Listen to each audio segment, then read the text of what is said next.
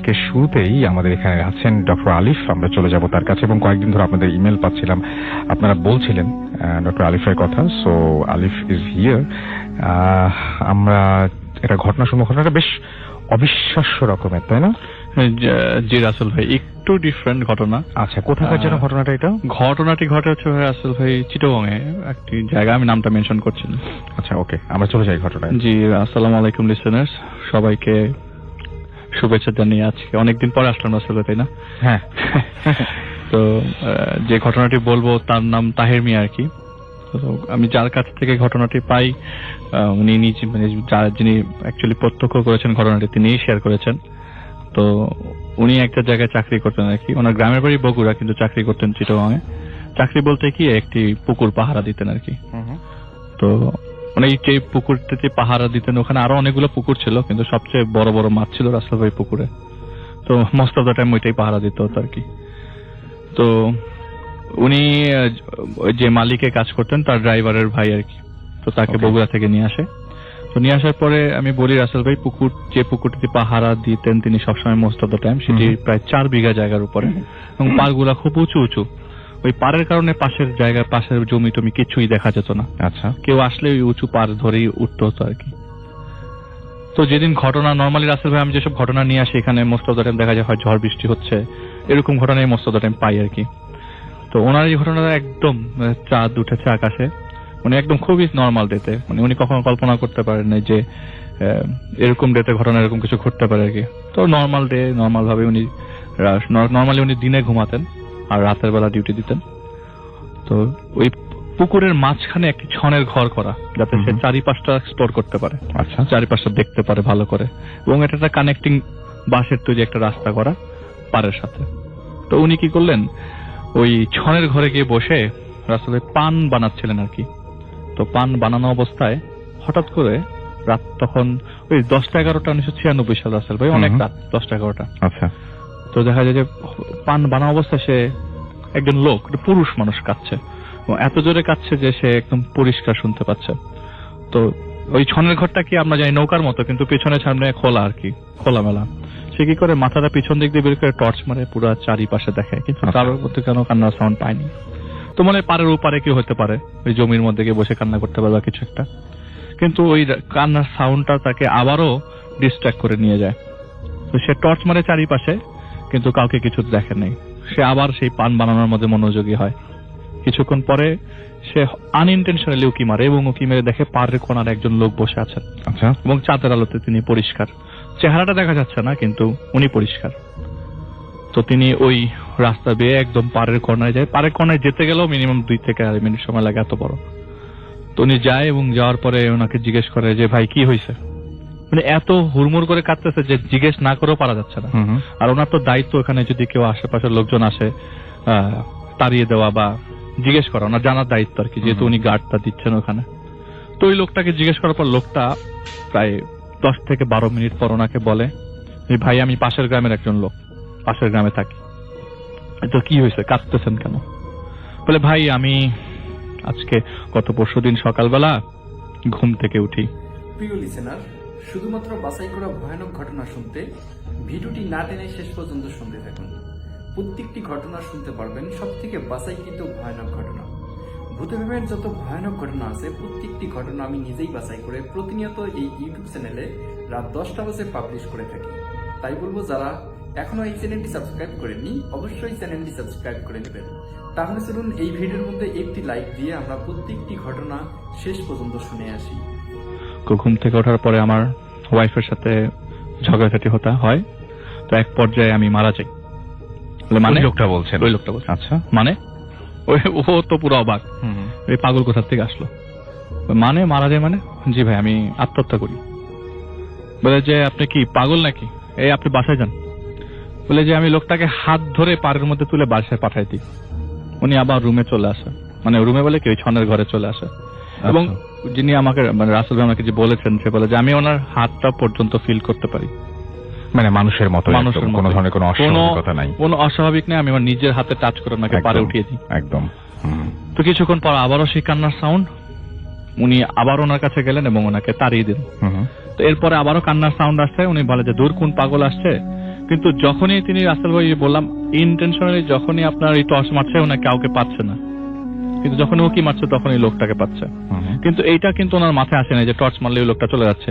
ও মনে করেছে যে এখানে একজন পাগল আসছে, ও কান্না করার পর কিছুক্ষণ পর চলে যাবে। কিন্তু সারা রাত ধরে সে এই কান্না করতেই থাকে। আচ্ছা, তো সকালবেলা তিনি ঘুমান অ্যাজ ইউজুয়াল। তো উনি সকালবেলা ঘুমিয়ে সন্ধ্যার পরে ঠিক ওই রকম ভাবেই একটু গভীর রাত ওনার কাছে উনি বলেন যে আমার কাছে তো সময়টা ঠিক মনে নাই, ঠিক আবারও একইভাবে কান্না করতাম, মানে কান্নার সাউন্ড আসতে থাকে এবং দেখে যে লোকে ওই পাড়ের কোনায় একজন লোক বসে কান্না করছে, সেই লোকটাই যে লোকটা গতকালকে ছিল। তো স্বাভাবিক মানুষ হলে এরকম কাজটা করতো না, পরের দিন এসে আবার যে একটা মানুষ তাই তারপর আবার ওই জায়গায় আসছে, গেলে অন্য জায়গায় ধরে কান্না করতো। সে আবারও কাছে যাওয়ার পরে বলে, কি ভাই, বলে কি ভাই আপনি কি আমার কথা বিশ্বাস করছেন না, আমি জীবিত নাই। বলে যে আপনি এখান থেকে সরেন তো, যান এখান থেকে, ভাগেন। তো ওই দিন সে লাঠি নিয়ে যায় ওকে মারার জন্য, কিন্তু ওই লোকটা লাঠি দেখার পরে তেমন একটা ভয় পান নাই। বলে ওই দেখেন আমার লাশ আসছে। তো এই পারে উঠার জন্য একটু দাঁড়ানো লাগবে, কারণ ওই পাশ থেকে কিছু দেখা যায় না। ঠিক মানে রাসেল ভাই উনি যে বলে, আমি চাঁদের আলোতে দেখতে পেলাম যে ক্ষেতের উপর থেকে একটা ডেড বডি আসছে এবং কফিন ওটা কি বলে, লাশের খাটিয়ার উপরে।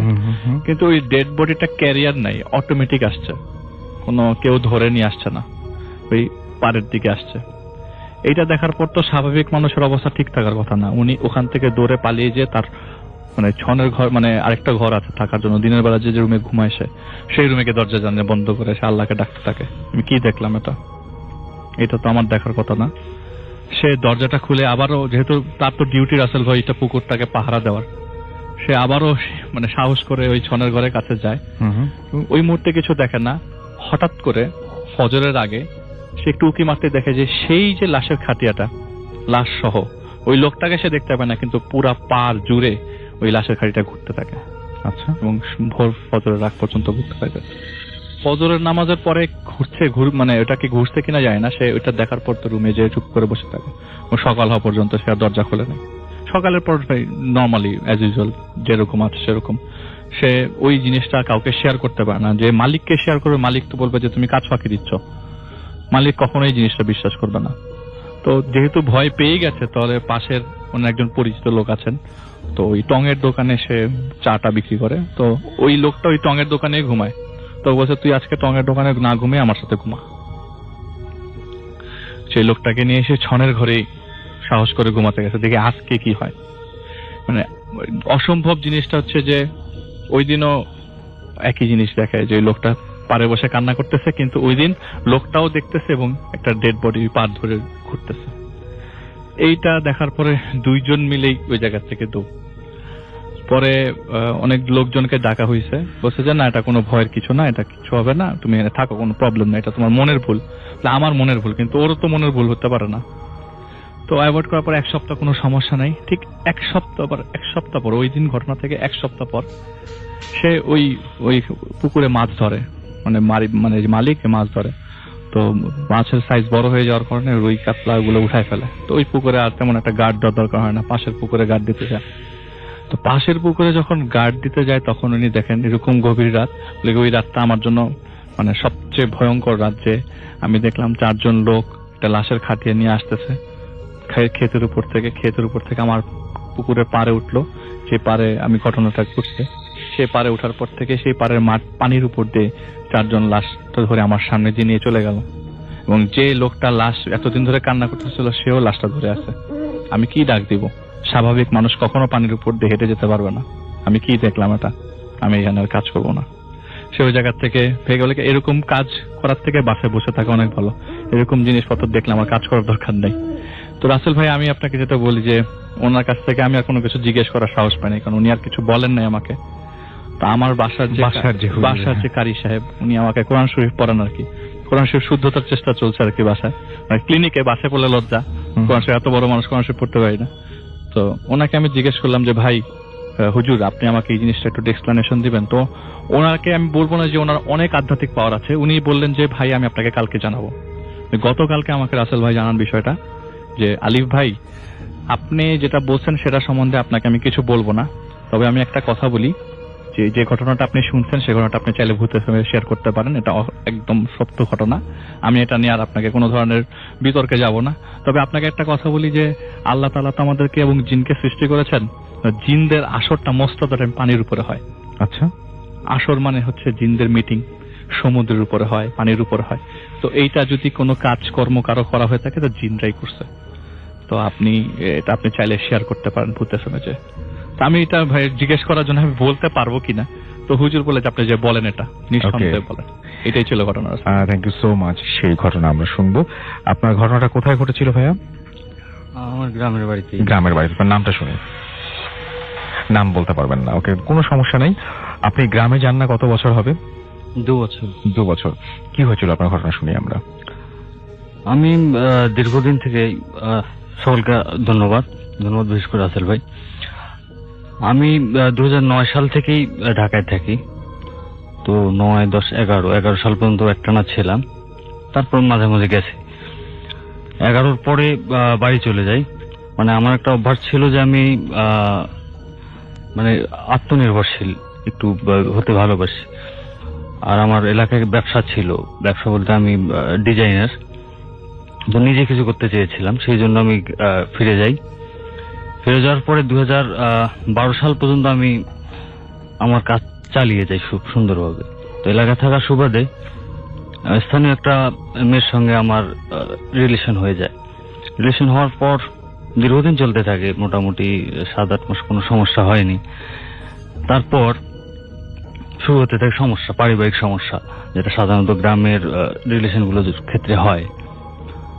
তো সমস্যা যখন হতে থাকে, তো আমার যে পরিচিত, আমার একটা তথ্য দিই যে আমার গ্রামে আমি প্রথম কম্পিউটার অপারেটর, বা আমি প্রথম কম্পিউটার নামক জিনিসটা নিয়ে গেছি। সেই সুবাদে আমার একটা ব্যাপক পরিচিতি ছিল।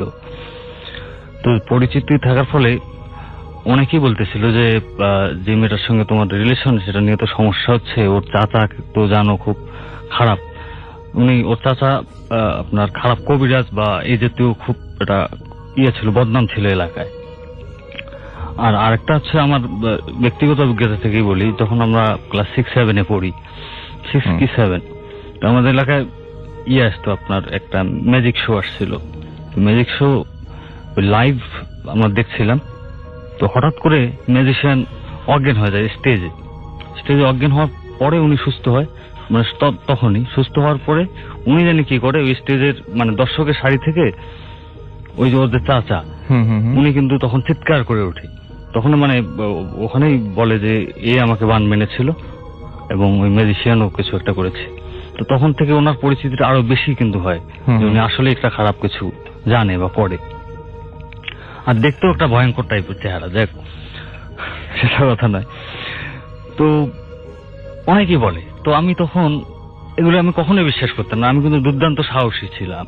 সাহসী বলতে এমন, আমার এক ফ্রেন্ড, ওর নাম হচ্ছে ইকবাল নাম, আমার ফ্রেন্ড মানে এই কবিরাজ জিনিসটা খুব বিশ্বাস করতো। সে এক মেয়ের মেয়ের সঙ্গে প্রেম করার জন্য তাবিজ করতো। তো সে তার যে জিনিসগুলো, এগুলো আমি কালেক্ট করে দিতাম। কালেক্ট বলতে কবিরাজ ওকে দিত যে এই তাবিজে কবরে পোতাইতে হবে, এখানকার যে কালী পূজা। হেল্প করতেন? হেল্প না, আমি একাই যেতাম। আচ্ছা আচ্ছা। তো এত সাহসী ছিলাম, কিন্তু আমি কখনো এইসব বিশ্বাস করতাম না, যে না এটা ফলস এগুলো। তো তারপর হঠাৎ করে আমি খুব ঘন ঘন অসুস্থ হতে থাকি। অসুস্থ বলতে প্রচুর মাথা ব্যথা করে, হঠাৎ করে জ্বর আসে, আবার সুস্থ হয়ে যাই। তো আমার যেটা মনে হচ্ছিল যেটা হয়তো বা শারীরিক কোনো সমস্যা, ডাক্তারের কাছে যাই, ডাক্তার ওষুধ দেয়, এগুলো খেয়ে মানে সেরকম কোনো কাজ হয় না, ঘন ঘন অসুস্থ হচ্ছিলাম আমি। আর এদিক দিয়ে এমন একটা ছেলে, ওর বাড়ির একদম কাছের ছেলে, ও একদিন আমায় এসে বলে যে আমার সঙ্গে হঠাৎ আমি ফোন দেওয়ার পরে দেখা করে আমার, তো অনেক জুনিয়র, তো আমার অনেক সম্মান করতো। তো ছেলেটা বলে যে ভাই এরকম সমস্যা হচ্ছে, ওর চাচা কিন্তু আসলে আপনাকে কিছু করবে, আমরা তো একদম পাশের বাড়ি, আমরা সেটা জানি, এই নিয়ে বাড়িতে খুব আলোচনা হচ্ছে। এর মধ্যে কিন্তু মেয়েটার সঙ্গে আমার যোগাযোগ সম্পূর্ণ বন্ধ হয়ে যায়। ওর বাড়িতে ও মানে ফোন কোনো ব্যবহার করতে দিত না। তো আমার সঙ্গে যেদিন ঘটনাটা মেইন ঘটে, তার ঠিক আগের দিন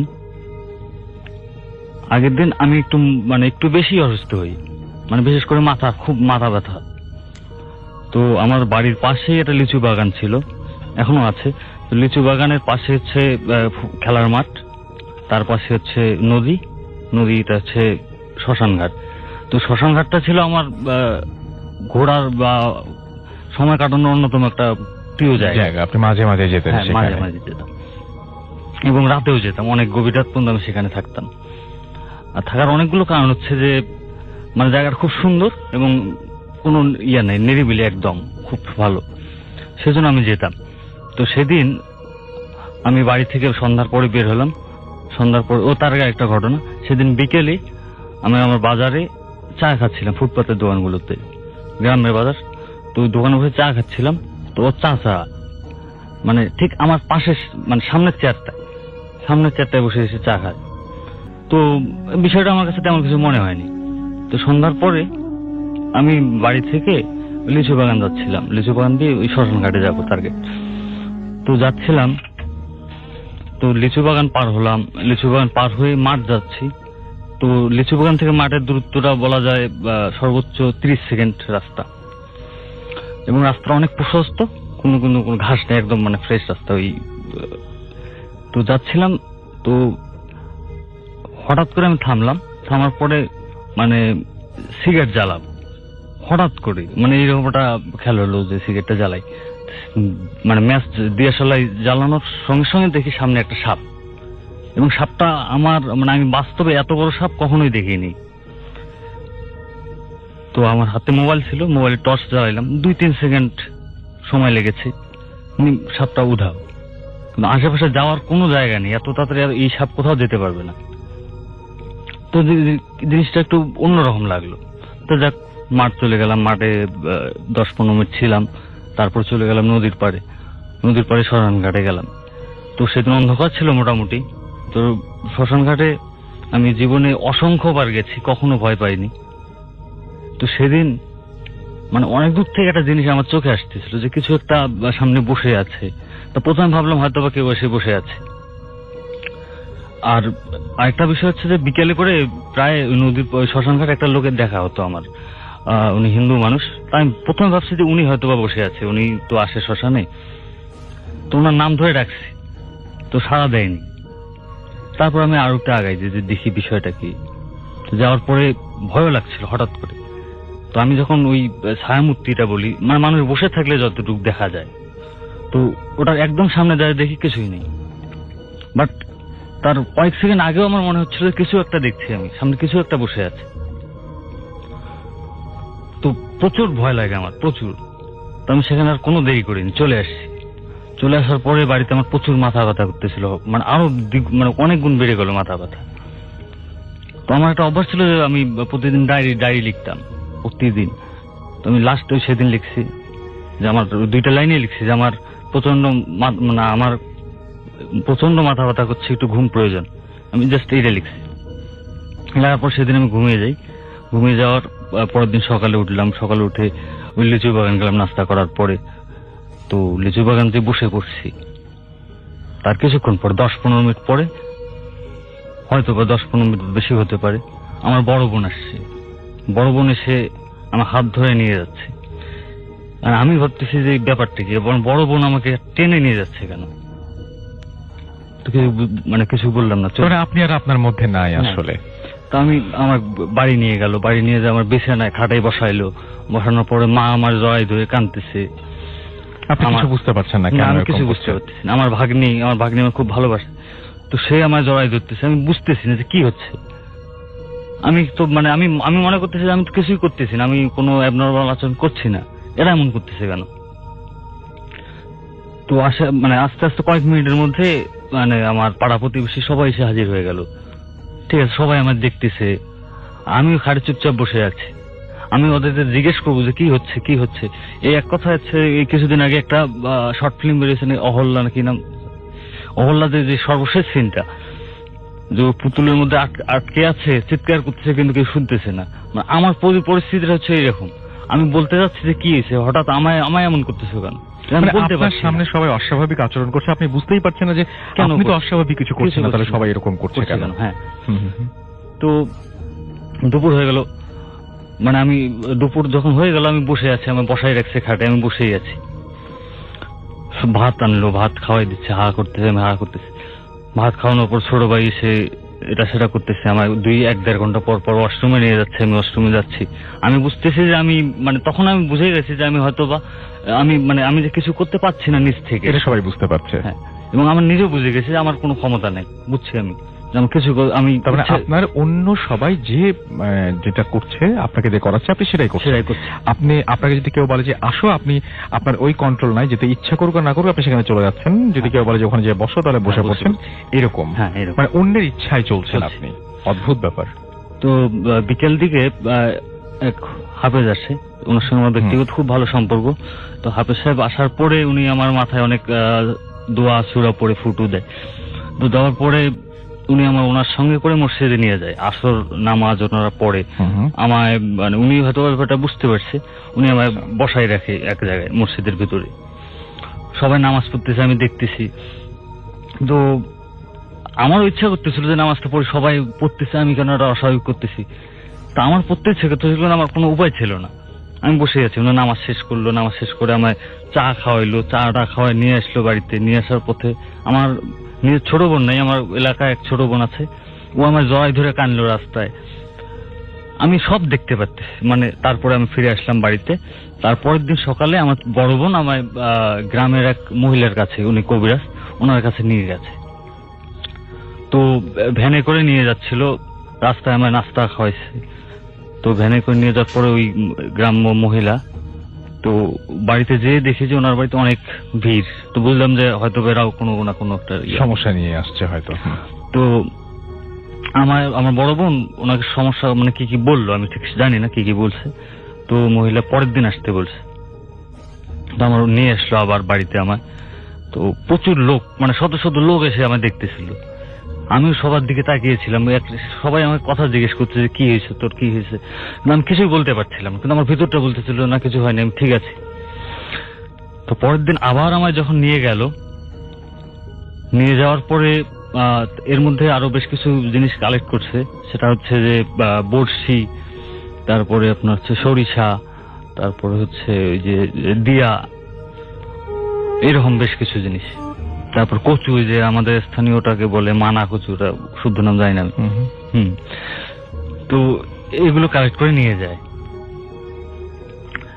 নিয়ে যাওয়ার পরে ওই মহিলা সকালে আমায় বসায়, একদম অনেক ভোরে কিন্তু নিয়ে যায় আমায়, ওনার ঘরের বারান্দায় বসায়। বসানোর পরে সামনে ওই যে দুপাশে দুইটা দিয়া জ্বালায়, এবং সামনে একটা মানে আপনার রেডিমেড উনুনগুলো গ্রাম্য থাকে, ওগুলোর মধ্যে সরিষার তেল দিয়ে ওই সরিষা ভাজে। সরিষা ভাজে, সেটা হচ্ছে কচুর ইয়াটা দিয়ে। তো ভাজতেছে, আর ওই বোতলের মধ্যে পানির ফু দিচ্ছে। এবং শেষ পর্যন্ত মানে আমার কিছুক্ষণ পরে আমার এই কনিষ্ঠ আঙ্গুলি থেকে বা হাতের কয়েক ফোঁটা রক্ত নিল। আচ্ছা। রক্ত নেওয়ার পরে আমার বললো যে আমার হাতটা নিয়ে ওই দিয়ার আগুনের উপরে দিল আঙ্গুলটা। আঙ্গুলটা আমি আগুনের উপর দিয়ে আছি। উনি অন্য কাজে ব্যস্ত হয়ে গেছে, মানে উনি পড়তেছে ওনার মন্ত্র বা এই জাতীয় কিছু একটা। তো আমি দিয়ে আছি, আমি সরাচ্ছি না। আমি বুঝতেছি আমার আঙ্গুলটা পুড়ে যাচ্ছে, কষ্ট পাচ্ছি আমি, কিন্তু আমি সরাতে পারছি না, এরকম একটা অবস্থা। তো তারপর আমার কিছুক্ষণ পরে উনি মানে বিষয়টা লক্ষ্য করে উনি সরাই দিচ্ছে। তো বেশ কিছুক্ষণ উনি ওনার কাজ টাজ করে পানি একটা কি তৈরি করলো, ওনার মন্ত্রপুত যেটাই বলি আমি। তো করার পরে পানিটা এই হাতে নিয়ে আমার মুখে, মানে আমার মনে হয় উনি সর্বোচ্চ শক্তি দিয়ে আমার মুখে পানিটা ছিটাই মারছে। মানে পানি ছিটানোর পরে আমার নাম ধরে ডাকছে, এবং তার মানে নাম, আমার পানিটা মানে মুখ থেকে হয়তো পড়ে গেছে, উনি নাম ধরে চিৎকার করে ডাকছে। আমি তখনই কথা বলেছি কি হয়েছে। এই প্রথম আপনি কথা বললেন? হ্যাঁ, 3 দিন পরে আমি প্রথম কথা বলছি। তারপরে তো মানে সবাই অবাক, আমার বড় বোন তো আমার জয় ধরে কান্নাকাটি করতেছে, মানে খুশিতে। আমি মানে তখন বুঝলাম যে না, আমি ঠিক হচ্ছি, বা আমি যে চেঞ্জ হয়ে গেছি আমি নিজে বুঝতে পারছিলাম। তারপরে ওনার মানে ওই মহিলার মানে বর্ণনা অনুযায়ী উনি যে বর্ণনা দিছে যে আপনাকে এই লোক এইরকম করছে, ওনার এইরকম চেহারা, এই চেহারাগুলোর সঙ্গে ওই মেয়ের যার সঙ্গে রিলেশন ছিল তার সম্পূর্ণ মিল আছে। সেজন্য আমি বলছি যে উনি আমায় করেছে। তো তারপরে ওই মহিলার পরামর্শ অনুযায়ী বেশ কিছু জায়গা থেকে আমরা তাবিজ তুলছি। সেটা হচ্ছে যে একটা হচ্ছে এই আমার বাড়ি থেকে মাঠ পার হয়ে যে নদী যাই, ওখানে মাঝখানে একটা কিন্তু রাস্তা আছে, দুইটা রাস্তা ভাগ হয়ে গেছে, ওটাকে বলে মানে দুইটা রাস্তা ডিভাইডেড যেখানে হয় ওইটাই। ওইখান থেকে একটা অনেক বড়, ওটা হচ্ছে আপনার খুব মানে গরুর যে ইয়াগুলো কারে খুব নাকি জানি বলে এটা, ওটা একটা তোলা হয়েছে। তারপর হচ্ছে ওই নদীর পাড়ে যেখানে আমি যাই বসি, ওর মাথায় একটা তাবিজ ছিল, ওটা আমি নিজেই পেরে আনছি পরে। মানে এরকম বেশ কিছু তাবিজ পাইছি। আমি যেখানে ঘরে ঘুমাইতাম, আমার তো সাদা কাঁচা বাড়ি ছিল, তো বাড়ির পিছনে ঠিক আমার মাথার পিছনেই একটা তাবিজ মানে তোলা হয়েছে। ওই মহিলার মানে উনি এসে উনি ঠিকানা বলছে যে এখানে পাবেন। আমরা দেখছি যে হ্যাঁ ওখান থেকে তুলছি। তারপরে তো আমি একদম সুস্থ হয়ে যাই, তারপর এই ঢাকা চলে আসি, আর যাইনি। ওকে, ঈদে যাওয়ার চান্স আছে। আচ্ছা, আর না যাওয়ার চান্স আছে? আচ্ছা, ঈদে যাওয়ার চান্স আছে। হ্যাঁ, চান্স আছে। কেন যান না আপনি? যান না কেন? মানে ওখানে গেলে কি আবার সবকিছু মনে পড়ে? হ্যাঁ, মনে পড়ে। এইরকমটা মানে ভালো লাগে না, অনেক কিছু মনে পড়ে। না, শারীরিক ভাবে কোনো অসুবিধা ফিল করেন ওখানে গেলে? এখন পর্যন্ত বুঝতে পারছি না, যদি যাই তাহলে বলতে পারবো। আচ্ছা, তারপরে তো আপনি আর জানি না, না। আপনি আর জান নাই, এবং এই কারণেই আপনি জান নাই। তার মানে আপনি ওই সময় আপনি নিজের মধ্যে একদমই ছিলেন না? না, নিজের মধ্যে একদমই ছিলাম। এবং ওই সময় যদি আসলে আপনি যদি বাড়ির বাইরে থাকতেন বা মনে করেন যে আপনি অপরিচিত কোনো জায়গায় থাকতেন, তাহলে যে কোনো মানুষ যে কোনো কিছু ভাবে আপনাকে যে কোনো কাজ করে নিতে পারতো? হ্যাঁ, হয়তো পারতো। এবং আপনার উপরে কোনো কন্ট্রোল না? আমার নিজের উপর কোনো কন্ট্রোল ছিল না। ওকে, এটার সঙ্গে একটা ঘটনা রিলেটেড আছে 2 মিনিট। সেটা হচ্ছে যে আমার যে দুলা ভাই, উনি আবার অনেক মানে আমার বোনের যখন বিয়ে হয়, উনি বলতো যে ওনার সঙ্গে নাকি জিন ছিল, এই ছিল সেই ছিল, তুমি বলতো। কিন্তু আমার ভাগ্নি 1 বছর পরে হয়তো হওয়ার পরে উনি ওসব থেকে বেরিয়ে আসে, মানে সংসারের কথা চিন্তা করে। তো আমার এই ঘটনার পর উনি আবার খুব ক্ষিপ্ত হয়ে যায় যে আমি আমার এই জিনকে হাজির করবো, দেখি কি হয়েছে। তো ওই সময় ছিল কোরবানি ঈদ। আমি আপনাকে বলছিলাম যে ঠিক এই ধরনের একটা সময় এই ঘটনাটা ঘটছে। তারপর অক্টোবর মাস কয়েকদিন পরে আমার বার্থডে ছিল, এই জন্য আমার খেয়াল আছে আরো বেশি করে। তো কোরবানি ঈদের আমার দুলাভাই ওভার কোরবানির নাম দেয়নি আর কি, ভাগ বাটোয়ারা করে যে গরুতে। তো জিন নাকি গরু হলে আসে না এরকম। কোরবানি ঈদের রাতে আমি ওনাদের বাড়িতেই ছিলাম।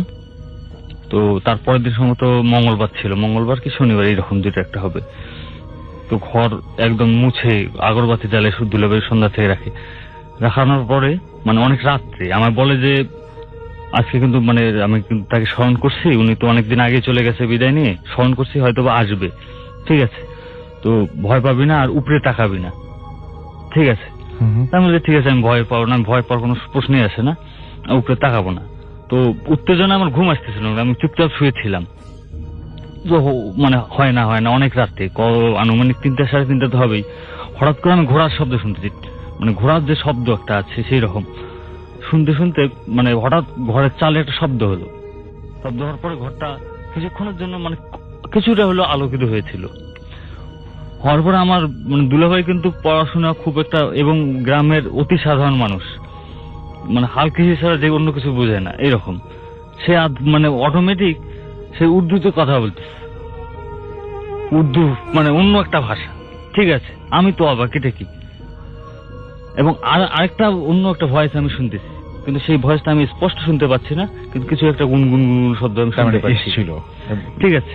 এই কয়েক মিনিট, তারপরে আবার সব ঠিক, আমার দুলাভাই নাই, ঘুমিয়েছে, ঠিক আছে?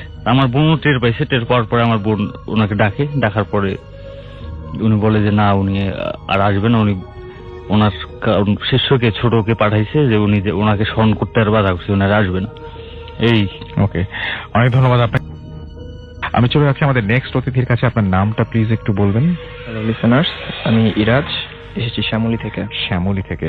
ইরাজ, আমি একটু আপনার আগে মানে আমি একটু ইন্ট্রোডাকশনটা দিয়ে দিই। সেটা হচ্ছে যে এরকম টাইপের ব্যাপার যে কততলা বাড়ি ছিল ওটা?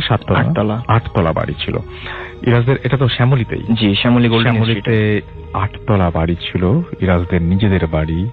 সেই বাড়িটা সোজা কথা নয়, ঢাকা শহরে এরকম একটা জায়গায় 8তলা বাড়ি, সেই বাড়িটা তাদের জাস্ট দান করে দিতে হয়েছে। কেন? আমরা সেই ঘটনা শুনবো। ইরাজ, শুরু করি আমরা। ঘটনাটি আজ থেকে প্রায় 5 বছর আগের। আমি তখন ক্লাস 8-এ পড়ি। তো আমরা যে বিল্ডিংটার কথা বলছি সেই বিল্ডিংটাতে আগে গার্মেন্টস ছিল আমাদের। তো গার্মেন্টসটা বন্ধ হয়ে যাওয়ার পরে প্রায় 2 বছর কি 3 বছর খালি পড়ে থাকে বিল্ডিংটা। তো সেখানে আমাদের চাচারা থাকতো, আমার ছোট চাচা থাকতো দোতলায়। তো পরে আমরা শিফট হই এখানে 3 বছর পর। তো শিফট হওয়ার পরে কোনো সমস্যা হতো না। একদিন আমি রাত্রেবেলা ফেসবুকিং করছিলাম, তো তখন হঠাৎ সিঁড়িতে শব্দ শুনতে পাই। তো ওই রাত 2টার দিকে সিঁড়িতে হাঁটার মতো কেউ ছিল না আর কি বাসায়। আচ্ছা। তো শব্দটা এরকম ছিল, কেউ 3 তলায় হেঁটে গেল, যে 3 তলার গেট খুললো। তো আরেকটা কথা, আমার ছোট বোন বিড়াল পালতো। আমাদের 3টা বিড়াল ছিল, বিড়ালগুলোকে আমরা 3 তলায় রাখতাম, কেউ ছিল না 3 তলায়, এই জন্য 3 তলায় রাখতাম। তো 3 তলায় যে 3 তলার গেটের খোলার শব্দ পেলাম, আবার কেউ একজন নিচে হেঁটে চলে গেল, এই সাউন্ডটা পেলাম। তো আমি ভয় পেলাম, তো ভয় পেয়ে ঘুমিয়ে গেলাম আর কি। পরদিন সকালে উঠে আম্মুকে বলি, আম্মু বলে যে হ্যাঁ 3 তলায় কেউ যায় নাই, কিন্তু আম্মু সকালবেলা ঘুম থেকে উঠে দেখে যে বিড়ালগুলো নিচে হাঁটাহাঁটি করছে। তো আম্মু ছোট বোনকে জিজ্ঞাসা করে ও গেট লাগিয়ে রেখেছিল কিনা। তো বোন বললো যে হ্যাঁ সে লাগিয়ে এসেছিল, কেউ যায়নি। তো পরে আর কি গেল কাহিনী, আমি ভয় পেয়েছি। তো তখন শীতকাল ছিল রাসেল ভাই। তো শীতকালে আমি ছাদের উপরে গোসল করতে যেতাম, মানে রোদের জন্য। বাসার আশেপাশে অনেক ঠান্ডা ছিল, তো এই জন্য তো ছাদে যাই 12টা 12:30টার দিকে। আম্মুরও যাওয়ার কথা ছিল। আমি আম্মুকে বলি যে আম্মু যাবার না, আম্মু বলছে যে রান্না শেষ করে আমি আসতেছি। তো আমি গেলাম, গোসল করে নিচে নামি, মানে গোসল শেষ করতেছি, শেষ হবে এর মুহূর্তে আম্মু আসে কাপড় ধুতে। তা আম্মু এসে কাপড় ধুয়ে, আমি আম্মুর জন্য ওয়েট করি। আম্মুকে বলি যে কখন যাবা, আম্মু তখন বলে যে আমার যেতে দেরি হবে, তুমি যাও। আমি চলে আসি বাসায় আসার পরে কলিং বেল দেই। কলিং বেল দেওয়ার পরে দেখি যে গেটের ভিতরে আম্মু দাঁড়িয়ে আছে, মানে আম্মু গেট খুলে দিয়েছে আর কি। অথচ আপনি ছাদে আমি আম্মুকে ছাদে রেখে আসছি। তো এটা দেখার পরে তো আমি, দিনের বেলায় দুপুর 1টা কি 1:30 বাজে তখন। তো আমি অনেক ভয় পাই, মানে কথা বলতে পারতেছিলাম না, মানে পুরা স্টোন হয়ে গেছিলাম। তো পরে আম্মু আমাকে ভিতরে নিয়ে আসে, পানি টানি খাই, তারপর একটু নর্মাল হওয়ার পরে আম্মুকে ঘটনাটা বলি যে এই কাহিনী। তখন আম্মু ভয় পেয়ে যায়। আম্মু বাসার সবাইকে বলে, আব্বুকে বলে, চাচাদেরকেও বলা হয়। তো তখন সবাই মিলে ডিসাইড করে যে রাত্রেবেলায় কেউ ছাদে যাবে না, আর একা কেউ ছাদে যাবে না। তারপরে সেদিন রাত্রে আমার জ্বর আসে, হালকা পাতলা জ্বর আসে। তো আমি ঘুমিয়ে পড়ি। হঠাৎ 2টা কি 2:30টার দিকে আমার ঘুম ভাঙে। তো মনে হচ্ছে যে ডাইনিং রুমে কেউ কথা বলছে বা চেয়ার টানাটানি করছে, শব্দ আসতেছে। তো আমি উঠে ডাইনিং রুমে যাই, মনে করছি যে আম্মু রোজা রাখে, হয়তো বা সেরি করতে উঠছে। যে দেখি না, কেউ নাই ডাইনিং রুমে, মানে ডিম লাইট জ্বালানো একটা। তো আমি পানি টানি খেয়ে এসে শুয়ে পড়ি, যে ভাবছি যে জ্বর আসছে আর কি, এই জন্য মনে হয় এরকম লাগতেছে। তো কিছুক্ষণ পরে আমার বোনের রুম থেকে চিল্লানোর আওয়াজ পাই। তারপর আমি রুমে উঠে যাই, বোনের রুমে যাই। আব্বু আম্মু চলে আসে। যে লাইট জ্বালানোর পরে দেখি যে আমার বড় বোন এবং ছোট বোন দুজন জড়িয়ে ধরে বসে আছে বিছানার উপরে। তারপরে জিজ্ঞাসা করা হয় কি হয়েছে। তো আমার বড় বোন বলে যে বড় বোনের ঘুম ভেঙে যায় হঠাৎ। ঘুম ভাঙার পরে সে দেখতে পেল যে ড্রেসিং টেবিলের উপরে একটি কালো বিড়াল বসে আছে। তো বিড়ালটা লাফ দিয়ে যখন বিছানায় আসছে, মানে বিছানার দিকে লাফ দিয়ে আস্তে আস্তে সে একটা মানুষের মতো অবয়ব ধারণ করে। আচ্ছা। তো সে মহিলার মতো ছিল, কালো শাড়ি পরা, বুঝতে পারছে আপু। তো সে বিছানার মাঝখানে বসে, পিছনের মানে পায়ের সাইডে বসে মাঝখানে আমার ছোট বোনের পা ধরে টানছে, উঁচু করে টানছে। তখন ছোট বোনের ঘুম ভেঙে যায়, সে এটা দেখে চিৎকার করে। তো সবাই ভয় পেয়ে যায়। আপুরা রুমে লাইট জ্বালিয়ে ঘুমায় পড়ে। আমি আর একা ঘুমাইতে পারি না, আব্বু আমার রুমে যেয়ে ঘুমিয়ে পড়ি। পরদিন সকালে একটা হুজুরকে ডাকা হয়, আমাদের ফ্যামিলির রিলেটেড হুজুরটি, দাদু বলে ডাকতাম। দাদুকে জিজ্ঞাসা করা হয় এরকম সমস্যা। তো দাদু বলে যে বিল্ডিংটা যখন খালি পড়েছিল তখন এখানে 3টা জিন থাকে আর কি, 3টা জিন ছিল। তা আমরা সেখানে আসার পরে তো তাদের ডিস্টার্ব হয়, তাই তারা এরকম আমাদেরকে ভয় দেখাতো। এই ছিল আমার ঘটনা। আচ্ছা, তারপরে এবং আপনারা এই অতিষ্ঠ হবার পরে কখন ডিসিশন নিলেন যে বাসাটা ছেড়ে? এই সমস্যাগুলো আমাদের সাথে রেগুলারই হতো। তারপরে 3 তলায় কেউ যেত না, কিন্তু 3 তলায় দৌড়ানোর আওয়াজ পেতাম, চিল্লাচিল্লির আওয়াজ পেতাম, ছাদের উপর থেকে চিল্লানোর আওয়াজ আসতো। মানে নিচে গেটের শব্দ, গেট খোলার শব্দ পেতাম, গেট লাগানোর শব্দ পেতাম, সিঁড়িতে হাঁটাহাঁটি করতে কেউ এরকম। ফাইনালি ডিসিশনটা কে নিলেন যে মানে সব মানে চাচারা আব্বুরা সবাই মিলে আর কি decision যেখানে নেওয়া। থাকা যাবে না, হ্যাঁ। তার মানে মানে অতিষ্ঠ হয়ে গিয়েছিলেন হ্যাঁ। একটা পর্যায়ে, এবং এরকম কোনো ব্যবস্থা করেছিলেন যে হ্যাঁ তাদেরকে এই বাসাটা মুক্ত করবেন বা তাদেরকে বাইরে পাঠিয়ে দিবেন? না, অনেক মিলাদ পড়ানো হয়, তারপর লাভ হয় না। কয়েকদিন ঠিক থাকে, তারপরে আবার শুরু হয়। তারপর আবার শুরু হয়, এবং ফাইনালি আপনারা সেই বাসাটা দান করে দিয়ে জি। একটা বিখ্যাত একটা মানে অর্গানাইজেশন আছে তাদের আঞ্জুমান কাছে, মুফিদুর হ্যাঁ, তাদের কাছে আপনারা দান করে দেন, এবং দান করে দিয়ে আপনারা সেখান থেকে বের হয়ে আসেন। আচ্ছা, এই যে বের হয়ে আসলেন, নতুন বাসায় উঠলেন, সেই বাসাটাকে আপনারা একসঙ্গেই মানে পরিবারের সবাই মিলে একসঙ্গে থাকেন নাকি আপনারা আলাদাভাবে থাকেন? বুঝলাম এখন না মানে। মানে এখন কি আপনারা মানে আলাদাভাবে থাকেন নাকি এখনো আপনাদের চাচা না, এখন আমরা আলাদাভাবে থাকেন? এই যে নতুন বাসায় উঠলেন, এরপরে পুরনো ধরনের কোনো সমস্যা কি এই বাসাতেও হয়েছিল? নতুন বাসায় তো মাঝে মধ্যে শব্দ পাই, মাঝে মাঝে রাত্রেবেলা, শব্দ পান। হ্যাঁ। কিন্তু ওই অবস্থা না যে বাসাটা যখন মানে আপনাদের নিজেদের বাসায় ছিলেন তখন যে অবস্থা ছিল, এখন না, এখন সেই ওরকম কিছু অবস্থা না। মানে রাত্রেবেলা যখন 12টা-1টা বাজে, তারপরে থেকে মনে করেন আওয়াজ হয়, বিভিন্ন ধরনের আওয়াজ পাই। তো ফজরের আজানের আগ পর্যন্ত আওয়াজগুলো হয় আর কি। আওয়াজগুলো চলতেই হ্যাঁ। থাকে। ওকে, থ্যাংক ইউ ভেরি মাচ। আমরা চলে যাব আবারও আমাদের পরবর্তী অতিথির কাছে। আপনার নামটা প্লিজ একটু বলবেন, আপনি কোথা থেকে এসেছেন সেটা একটু যদি বলতেন আমাদেরকে। ভাই, আমি মুশফিক, আমি এসেছি ধানমন্ডি থেকে। এটা মুশফিক হচ্ছে আলিফের ছোট ভাই, রাইট? জি, আমি আলিফ ভাইয়ের কাজিন লাগি। আচ্ছা, ওকে। তো আলিফ ভাইকে প্রথমত থ্যাংক ইউ দিব আমাকে নিয়ে আসার জন্য।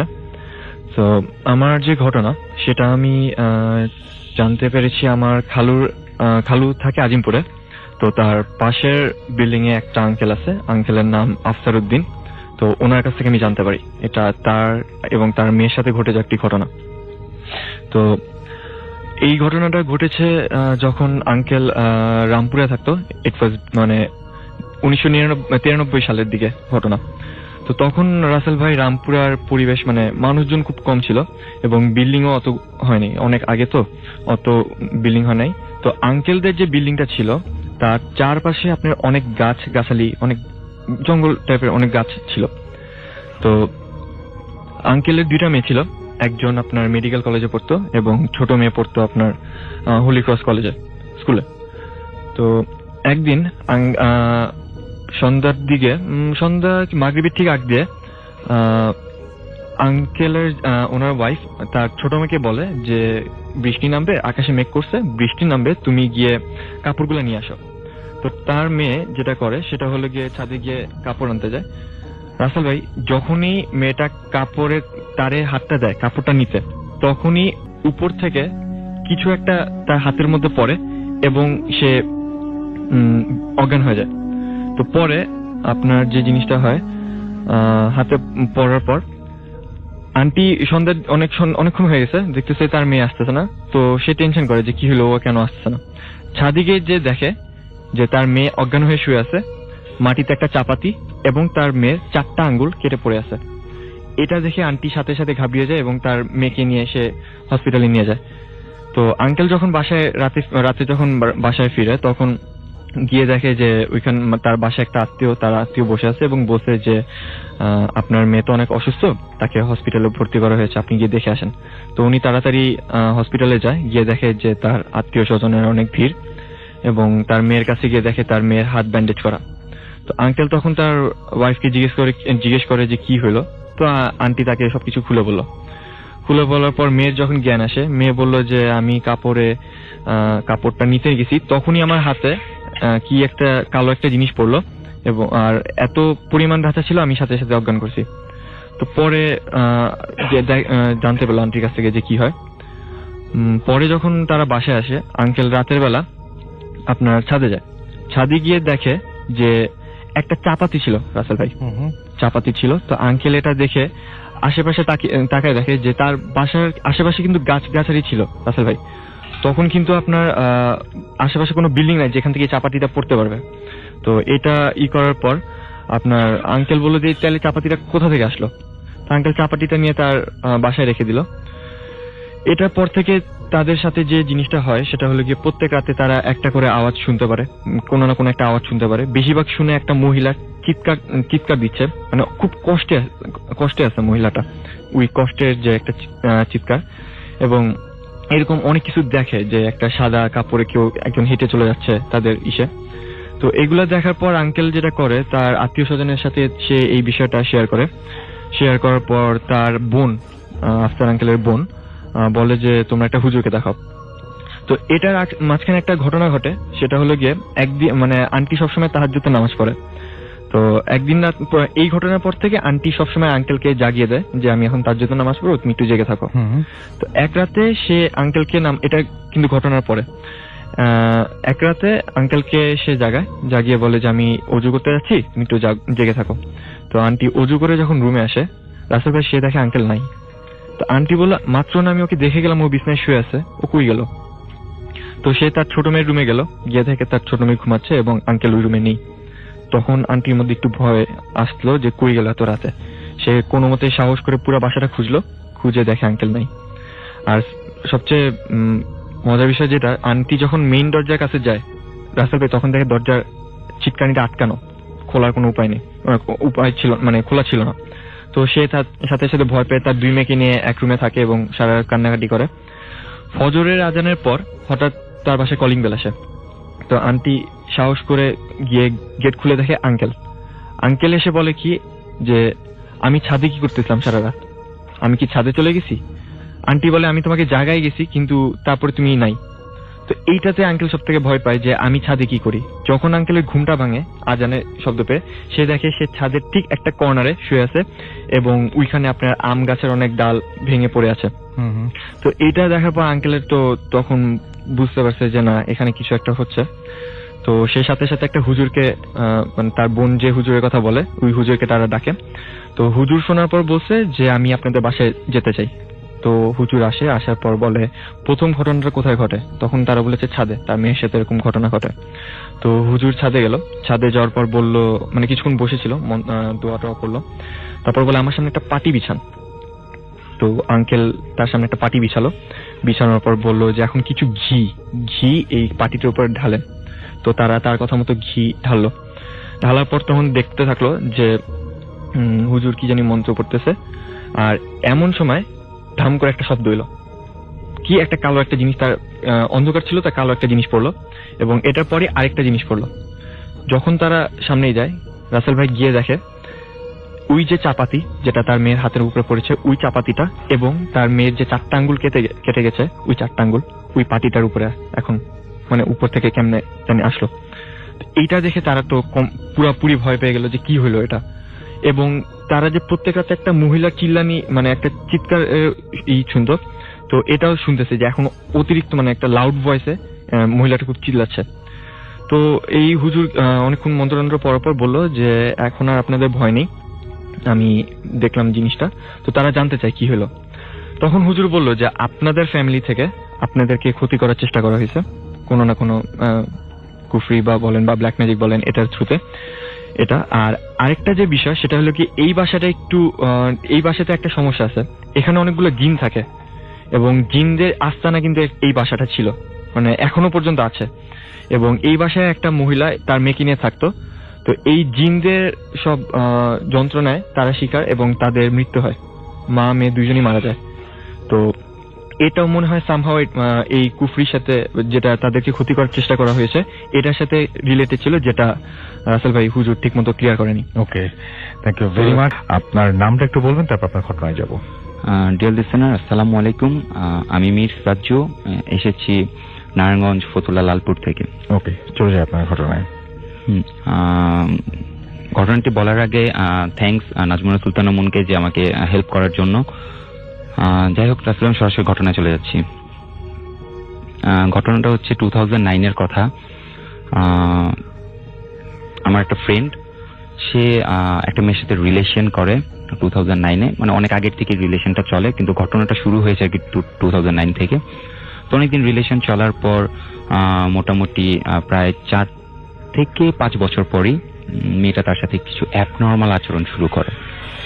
দেখা যায় মিড নাইটে আমার ফ্রেন্ডের সাথে কথা বলতেছে, মানে অনেকটা ভয়েস চেঞ্জ করে একটা কথা বলতেছে।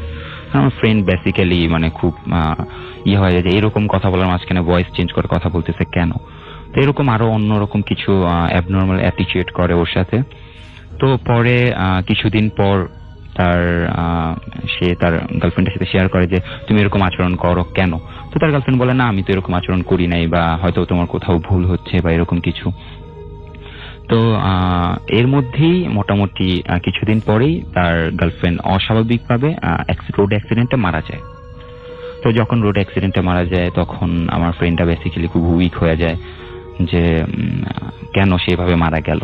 তো যাক, এর কিছুদিন পরেই আমার ফ্রেন্ডটা মেন্টালি ভাবে সিক হয়ে যায় যে এতদিন যেহেতু রিলেশন ছিল, তো ফ্যামিলির সাথে ওরকম ভাবে শেয়ার করার পর তো ফ্যামিলি ট্রাই করে যে ওরা খুব দ্রুত বিয়ে দিয়ে দিবে, এরকম একটা ব্যাপার।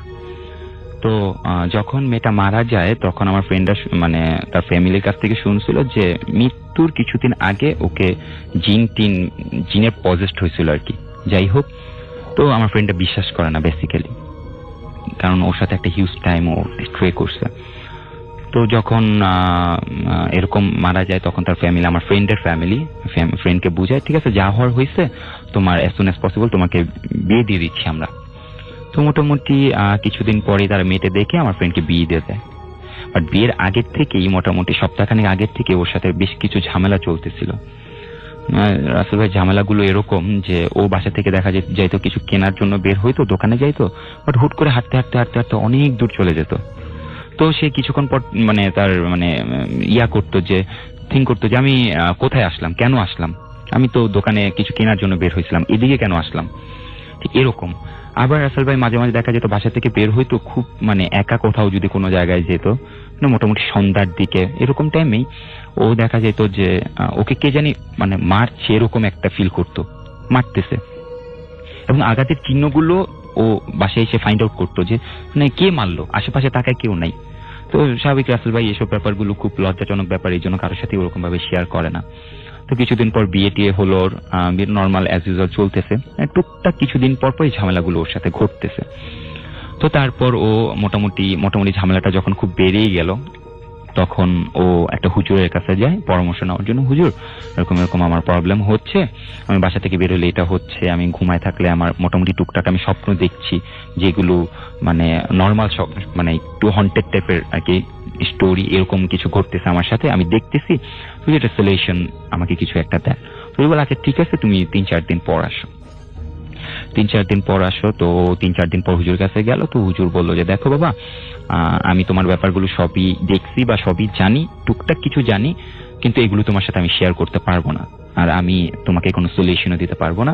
তুমি অন্য কারো মাধ্যমে দেখো কোনো কিছু করতে পারো কিনা, তবে তোমার ফিউচারে খুব বেশি ঝামেলা হতে পারে, তুমি খুব সতর্কে মানে লাইফ লিড করো। তো আমার ফ্রেন্ডটা অনেক রিকোয়েস্ট করে, বাট সে কিছুই বলে না।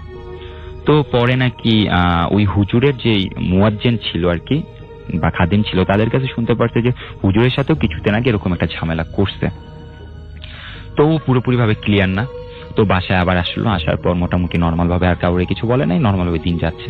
তো এরকম ভাবে রাসেল একটার পর একটা ঝামেলা ওর লাইফে ঘটেই যাচ্ছে। তো এরপর আবার কিছুদিন পর ও নতুন করে আবার স্বপ্ন দেখা শুরু করলো। রাতে ঘুমানোর পর স্বপ্ন দেখতো যে ওর মতো কেউ 1 কেজি মিষ্টি নিয়ে শ্মশান ঘাটে যায় এবং একটা বুড়ো সেই মিষ্টিগুলো মানে খায় উনার সামনে, এবং খাওয়ার পরে তাকে একটা চর বা মানে কিছু টর্চার করে, ফিজিক্যাল কোনো টর্চার করে তাকে পাঠায় দেয়। এগুলো স্বপ্ন দেখলো। তো 2-3টা স্বপ্ন এরকম নর্মাল দেখলো। এরপর থেকে দেখলো যে একই স্বপ্ন বারবার দেখতেছে, এবং দেখতেছে যে মানে ওর নাম ধরে উল্লেখ করে বলতেছে যে তুই মিষ্টি নিয়ে আমার কাছে আয়, মিষ্টি নিয়ে তুই আমার কাছে আয়। তো যখন রাসেল ভাই এরকম একটা সিচুয়েশন, ও মোটামুটি টোটালি মেন্টালি সিক হয়ে গেছে যে আমি কি করবো, আমি বাসা থেকে বেরোয় ফ্রেন্ডদের সাথে চলতে পারতেছি না, ফ্যামিলির সাথে মিশতে পারতেছি না। আর কিছুদিন আগে যেহেতু বিয়ে করতে, শ্বশুর বাড়ির মানুষদের সাথেও মিশতে পারতেছে না, তার ওয়াইফও দেখতেছে বিভিন্ন প্রবলেম তার। তো মানে এরকম একটা অবস্থা যে তার ওয়াইফের সাথে প্রায় ছাড়াছাড়ি অবস্থা। যাই হোক, সে একটা হুজুরের অন্য একটা হুজুরের কাছে যায়, আরেকজনের কাছ থেকে ঠিকানা নিয়ে হুজুরের কাছে যাওয়ার পর সেই হুজুর বলে আচ্ছা ঠিক আছে, তোমার সব কাহিনী শুনলাম, আমি দেখতেছি কি করা যায়। তো হুজুর কিছুদিন পর ওরে ফোন দিল। ফোন দেওয়ার পর যাওয়ার পর হুজুর বললো দেখো বাবা, তোমার এই ব্যাপারটা সলভ করার জন্য আমি ট্রাই করছি, কিন্তু আমার উপরে ইফেক্ট পড়তেছে, মানে আমি পারবো না, তবে তোমাকে একজনের নাম বলতে পারি, সে অবশ্য অনেক আগে এইগুলো ছেড়ে দিছে, সে তোমার একটা সলিউশন হয়তো বা দিতে পারে। তো সে ঠিকানা অনুযায়ী তার রেফারেন্সের হুজুরের কাছে গেল, গিয়ে বললো যে এরকম এরকম আমার প্রবলেম। তো ওই হুজুর বলতেছে আমি এইগুলো অনেক আগে ছেড়ে দিয়েছি, ব্ল্যাক ম্যাজিক ট্যাজিক করা, আমি আর এগুলোর মধ্যে যেতে চাই না। তো আবার সে বাসা চলে আসলো, বাসায় এসে আবার সে একই কাহিনী ঘটতেছে। এর মধ্যেই ওর শ্বশুরবাড়ি থেকে লোক আসছে, আসার পরে ওর বাবা মানে বাজার করার জন্য বাইরে যায়। বাইরে যাওয়ার পর মেইন রোড ক্রস করে যখন যাচ্ছিল তখন একটা ট্রাক এসে তাকে ধাক্কা দিল, এত জোরে ধাক্কা দিল যে স্পটে সে মারা গেল। তো স্পটে মারা যাওয়ার পর আমার ফ্রেন্ড ওরা রীতিমতো দৌড়ে ওর বাবার সামনে গেল, গিয়ে ওনার হসপিটালে নেওয়া হয়েছে, বাট কোনো কাজ হয়নি, ও অনেক আগেই মারা গেছে। তো এদিকে একটা অস্বাভাবিক ব্যাপার হচ্ছে রাসেল ভাই, যে আমার ফ্রেন্ডের বাবা যখন মারা গেল তখন যে ড্রাইভারটা তাকে মানে স্পটে ডেট করছে, সেই ড্রাইভারটা ট্রাক থেকে নেমে যায়, সবার সামনেই নেমে যায়, এবং কোথায় যে যায় কেউ জানে না। পরে যখন পুলিশ আসছে বা পুলিশ যখন ইনভেস্টিগেশন করতে গেছে তখন তারা দেখছে যে ব্যাপারটা এমন যে ড্রাইভার অ্যাকচুয়াল যে ট্রাকের ড্রাইভারটা ছিল সে ওই দিন ট্রাক নিয়ে বেরই হয় নাই, এবং সে একটা বিয়ের অনুষ্ঠানে বিয়ে খাচ্ছিল, এবং সেই বিয়েতে সে উকিল বাবা ছিল, সেই জন্য সে আজকে আসে নাই। তবে কে কখন ওই ট্রাক চালালো বা কিভাবেই বা ট্রাকটা এদিকে আসলো সেটাই বড় কোশ্চেন। তো পরে এটার কোনো অ্যান্সার পাওয়া যায়নি, যেহেতু ট্রাক ড্রাইভারকে পাওয়া যায়নি, সেহেতু এটা নিয়ে আর কোনো মামলা টামলা ওরকম হয়নি। পরে আমার ফ্রেন্ডরা সে নিজে নিজে ফিল করতে লাগলো, গিলটি ফিল করতে লাগলো যে আসলে হয়তো বা আমার কোনো ব্যর্থতার কারণেই হয়তো বা বাবার এরকমটা হয়েছে। তো সে ওই হুজুরের কাছে আবার গেল, গিয়ে বললো যে হুজুর এরকম এরকম, এখন আমি কি করব? তো হুজুর বললো আচ্ছা ঠিক আছে, আমি দেখি, কিছুদিন পর আসো। তখন ও নিজে নিজে চিন্তা করলো যে যেহেতু আমি দেখতেছি আমাকে ডাকতেছে, সেহেতু আমি এটা করি, দেখি আমার হয়তো বা আমার কোনো প্রবলেম হবে না। সে রীতিমতো সপ্তাহে একটা দিন 1 কেজি মিষ্টি নিয়ে সে সেই শ্মশান ঘাটে যেত, এবং সিরিয়াসলি সে দেখতো যে ওই লোকটা, বুড়ো লোকটা আসছে, এসে তার কাছ থেকে মিষ্টি নিয়ে যেত। এবং আমার ফ্রেন্ডের ভাষ্য ছিল এরকম যে মিষ্টি খেত, তারপর তাকে হয় একটা চট দিত বা একটা ফিজিক্যালি কোনো টর্চার করে তাকে পাঠায় দেওয়া হতো। যেদিন মিষ্টিটা ভালো বেশি নিত সেদিন একটু কম টর্চার করতো। তো বলতে যে দোস্ত আমি যখন যেতাম তখন 1 কেজি মিষ্টি নিয়ে যেতাম, কিন্তু আমার কাছে মনে হতো যে মিষ্টির পোটলাটা যে 8 থেকে 10 কেজি এরকম। তো যাই হোক, পরে ওই হুজুরের কাছে সে যখন সবকিছু খুলে বললো, হুজুর বলল আচ্ছা ঠিক আছে আমি দেখতেছি। তো হুজুর আসলো, আসার পর তার কাছ থেকে কিছু ইনস্ট্রুমেন্ট চাইলো, যেমন লাল সুতা, তারপর হরিণের চামড়া, তবে এরকম কিছু সে আর কি সলভ করার জন্য সে কিছু জিনিস চাইলো। তো সেগুলো নিয়ে যখন আমার ফ্রেন্ড তাকে বললো যে আচ্ছা ঠিক আছে আমি দিলাম আপনাকে, আপনি দেখেন কিছু করতে পারেন কিনা। তো আমার ফ্রেন্ডের বাসায় আসলো, এসে সে মোটামুটি তার সরঞ্জাম নিয়ে বসার পরে সে তার কাজ চালায় যেতেছে। তো এর মধ্যে কিছুক্ষণ পরেই দেখলো, আমার ফ্রেন্ড বাইরে ছিল, ও দেখলো যে দরজাটা একটু মোটামুটি খোলাই ছিল, দূরে গিয়ে ছিটে গিয়ে হুজুর গিয়ে পড়ছে। তো হুজুরকে বলে হুজুর সমস্যা কি? বলতেছে বাবা কিছু না, আমি দেখতেছি। সে আসলে জিনটা আসলে করতে দিচ্ছে না, তাকে সলিউশনটা করতে দিচ্ছে না। এরপরে হুজুর আবার মোটামুটি 6-7 দিন অসুস্থ ছিল, 6-7 দিন পর সে আবার সলিউশনটা সলভ করার জন্য বসে ব্ল্যাক ম্যাজিকের মাধ্যমে ওরে টোটালি সলিউশন করলো। এবং যখন সলিউশন করলো তার কিছুক্ষণ আগে ও দেখলো, আমার ফ্রেন্ড যা দেখলো, যে ঘরের দরজাটা অটোমেটিকলি সরে গেল এবং একটা অন্যরকম একটা বাতাস ঘর থেকে বের হয়ে যাচ্ছে। এবং ঠিক এর কিছুক্ষণ পরে হুজুর বাসা থেকে বের হয়ে বললো যে আচ্ছা তোমার এই নামে কি কাউকে তুমি চিনো? কি নামে? একটা নাম বললো, একটা নাম, হুজুর একটা নাম বললো যে এই নামে কি তুমি কাউকে চিনো? তখন ও বলতেছে হ্যাঁ আমি এই নামে চিনি, এমন এটা আমার এক্স গার্লফ্রেন্ড ছিল, ও তো মারা গেছে। তো বলতেছে হ্যাঁ ওর উপর একটা জিন পজেস্ট করছিল এবং সেই জিনটা আর কি তোমাকে এখন এই পর্যন্ত বা হ্যারাসমেন্ট করছে। তো পরে রাসেল ভাই ওর মোটামুটি ও কিছুদিন অসুস্থ ছিল, 18 থেকে 20 দিন পর ও মোটামুটি সুস্থ, এখনো সুস্থ। অনেক ধন্যবাদ আপনাকে। আমরা আমাদের পরবর্তী অতিথির কাছে যাবো, হাতে খুব সময় কম, এবং পরবর্তী অতিথির কাছে আমরা ঘটনা শুনবো। আপনার নামটা প্লিজ একটু বলবেন, আপনি কোথা থেকে এসেছেন? হ্যালো লিসনার্স, আমি রাকিব উদ্দিন সুজন, মিরপুর 14 থেকে আসছি। শুনি আপনার ঘটনা আমরা। তো রাসেল ভাই আমার সাথে যে ঘটনাটা ঘটছে সেটা পাবনা সাতক্ষীরা মল্লিকপাড়ায়। তো এবার রোজার ঈদে আমার ফ্যামিলির সাথে আমি ঈদ করতে যাই নানা বাড়িতে। তো ওখানে কিছুদিন থাকার পর প্রায় আমি রাতে যে রুমে ঘুমাই, তো ওই রুমের পিছন দিয়ে শব্দ হয় যে কে যেন হেঁটে যায়। তো ওইটা আমি নর্মালি মানে যেমন হচ্ছে বাতাসে পাতা টাতা নড়লে যেমন একটা শব্দ হয়, ওইটা আমি ভেবে প্রতিদিন এইভাবে আর কি ই করি। তো ফ্যামিলির সবাই ঈদের তৃতীয় দিন পর ঢাকায় চলে আসার জন্য আর কি আমাকে বলে। তো আমি গ্রামে এমনিতে অনেকদিন পর পর যাই, তাই ভাবলাম আমি আর কিছুদিন থাকি। তো রাসেল ভাই ওখানকার পরিবেশটা এরকম, আমার নানা বাড়িটা হচ্ছে গ্রামের একদম শেষ প্রান্তে, পাশে আর 2-3টা বাড়ি আছে, আর বাড়ির সামনে দিয়ে হচ্ছে একটা ছোট একটা রাস্তা গেছে, আর বাড়িটার পাশে একটা মেহগনি গাছের বাগান আছে। তো একদিন রাতে আমি যখন আমার ফ্যামিলি ঢাকা চলে আসে, তার দ্বিতীয় দিন পর আমি রাতে মানে মাঝে মধ্যে রাতে ফ্রেন্ডদের সাথে কথা বলি। তো ওদিন রাত 11টা বাজে, তখন মানে আমার একটা ফ্রেন্ড ফোন দিছে। তো ফ্যানের শব্দ ছিল একটু বেশি, তো ওদিন রাতে গরমও ছিল একটু বেশি। তো এই জন্য আমি রুমের পিছনের জানলাটা খুলে কথা বলার শুরু করি। তো কথা বলতে বলতে জানলাটা খোলা ছিল, তো জানলার সামনে একদম আমি বসে কথা বলতেছি ফোনে। তো হঠাৎ করে মানে আমি যেটা দেখলাম সেটা দেখার জন্য প্রস্তুতি নিয়েছিলাম না, মানে এরকম কিছু হবে সেটা আমি কখনো ভাবিনি। আচ্ছা। তো দেখলাম যে একদম জানালার সামনে জাস্ট গ্রিলটার ওই পাশে একদম মানে 6 থেকে 7 ফুটের একটা মানুষের মতন দেখতে, একদম মানুষ, একদম সাদা পোশাক পরা ছিল, মাথায়ও একটা মানে সাদা পোশাক দিয়া মানে ই করা ছিল। আমার দিকে তাকায় না, মানে একদম সোজা বরাবর তাকাইছে, মানে আমি সাইড থেকে দেখতেছি, কিন্তু আমার জানালাটার একদম সামনে। তো দেখলাম যে মানে জানলার এই পাশ থেকে শূন্যে ভেসে খুবই দ্রুত আমার চোখের সামনে দিয়া বাগানের দিকে চলে যাচ্ছে। সেটাও আমি দেখতেছি, কারণ আমি ফোনে কথা বলতেছিলাম, তো কথার মধ্যে আমি অতটা ভীতু হচ্ছিলাম না, কারণ ফোনের মধ্যে কথা বলতেছিলাম, তো এই জন্য মানে অতটা ভয় আমার ভিতরে কাজ করতেছিল না। তো আমি দেখতেছি বসে বসে জানালা দিয়ে যে ওইটা একদম বাগান বরাবর চলে গেল, বাগান সোজা চলে যায়, একটা গাছ আছে, তো ওই গাছটার মানে জাস্ট গাছটার সামনে যায় একটু উপরের দিকে উঠে মানে একদম অদৃশ্য হয়ে গেল।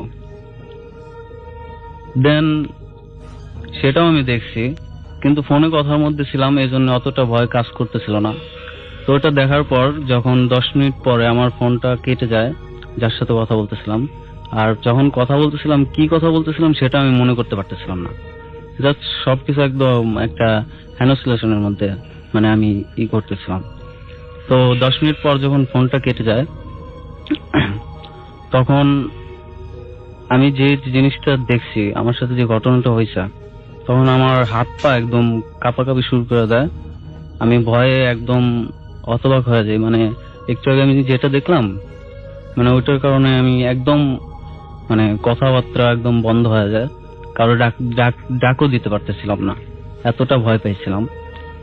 তো মনে মনে কিছু সূরা বলতেছিলাম, আর প্রচুর ভয় পাইতেছিলাম যে আমি একটু আগে যেটা দেখলাম সেটা আসলে কি ছিল। তো আমি ওখান থেকে মানে নড়তেও পারতেছি না, কোনো পারতেছিলাম না ভয়ে। তো মনের মধ্যে একটা আসলো, মানে এতটা ভয় কাজ করতেছিল যে আমি জানলাটা যখন ধরছি, তো হঠাৎ করে আমি জোরে একটা শব্দ করে জানলাটা লাগাই দিই ভয়ে।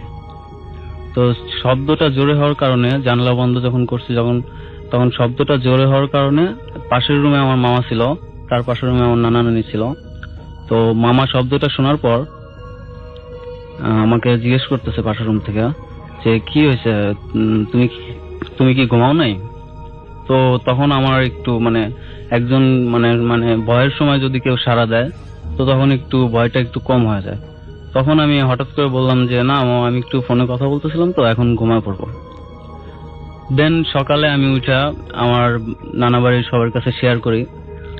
তখন আমার নানা নানি আগে থেকে জানতো বাড়ির সবাই যে আসলে কিছু একটা ওই বাগানে যাওয়া আসা করে।